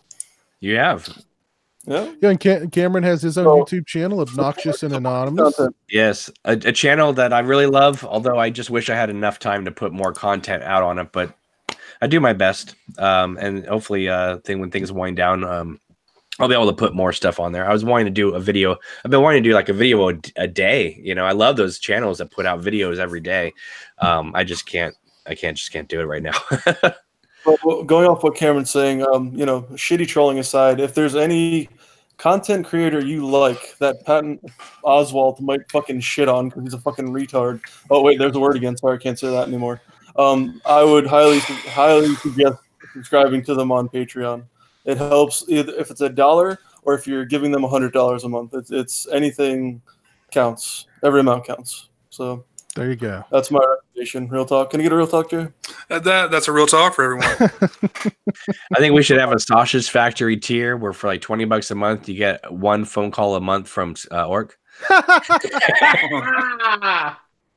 We'll come to your house and eat kielbasa's with you. I like the $500 package flies Orc to your house for the weekend. Why am I on this church? Now I have 5 wives? It's like that guy who was like the cult leader. He was on like some Netflix documentary. I forgot his name. I'm telling you, it'll be the greatest videos ever. Orc goes to Paris. Orc goes to Denver. Orc goes to Utah. You know, it's just like. He's like, can I get a decent Coke Zero in this joint? I also want to say that Monty. Fine, and cheese. Fuck you. Give me Coke Zero, bitch. I also want to say, Monty, I've noticed that pound puppy over your shoulder, and it brought back a lot of memories. So, tell me why I found him at my mother's house while I was cleaning the place out. He was in the basement. He's authentic. That's awesome, man. It's dated 1986. Oh, nice. My best friend said I need to get rid of him, and I said, hell no. Peace. You're gonna make me take out my Cabbage Patch Kid. Yeah, he doesn't have his nose anymore, but yeah, that's the OG pound puppy there. This is the new segment, Monty's Auctions. $5 starting bid. Exactly. I got a hell of a lot of other stuff around here I can show you guys, but that'll be a video on my channel. You know what though? Let me just throw this out there. We should do a video sometime all together of us pulling out all our old toys and showing them off what we have left from when we were kids. Nothing post 1995. You know. we have Cole Gay on that episode. That'd be a fucking giant meme right there. All his old toys. All right, guys. Well, let's call it a night. Thanks again for tuning in. Thanks again for voting. And we'll see you guys next week with our live commentary for License to Drive. So we'll see you then. Take care. Peace.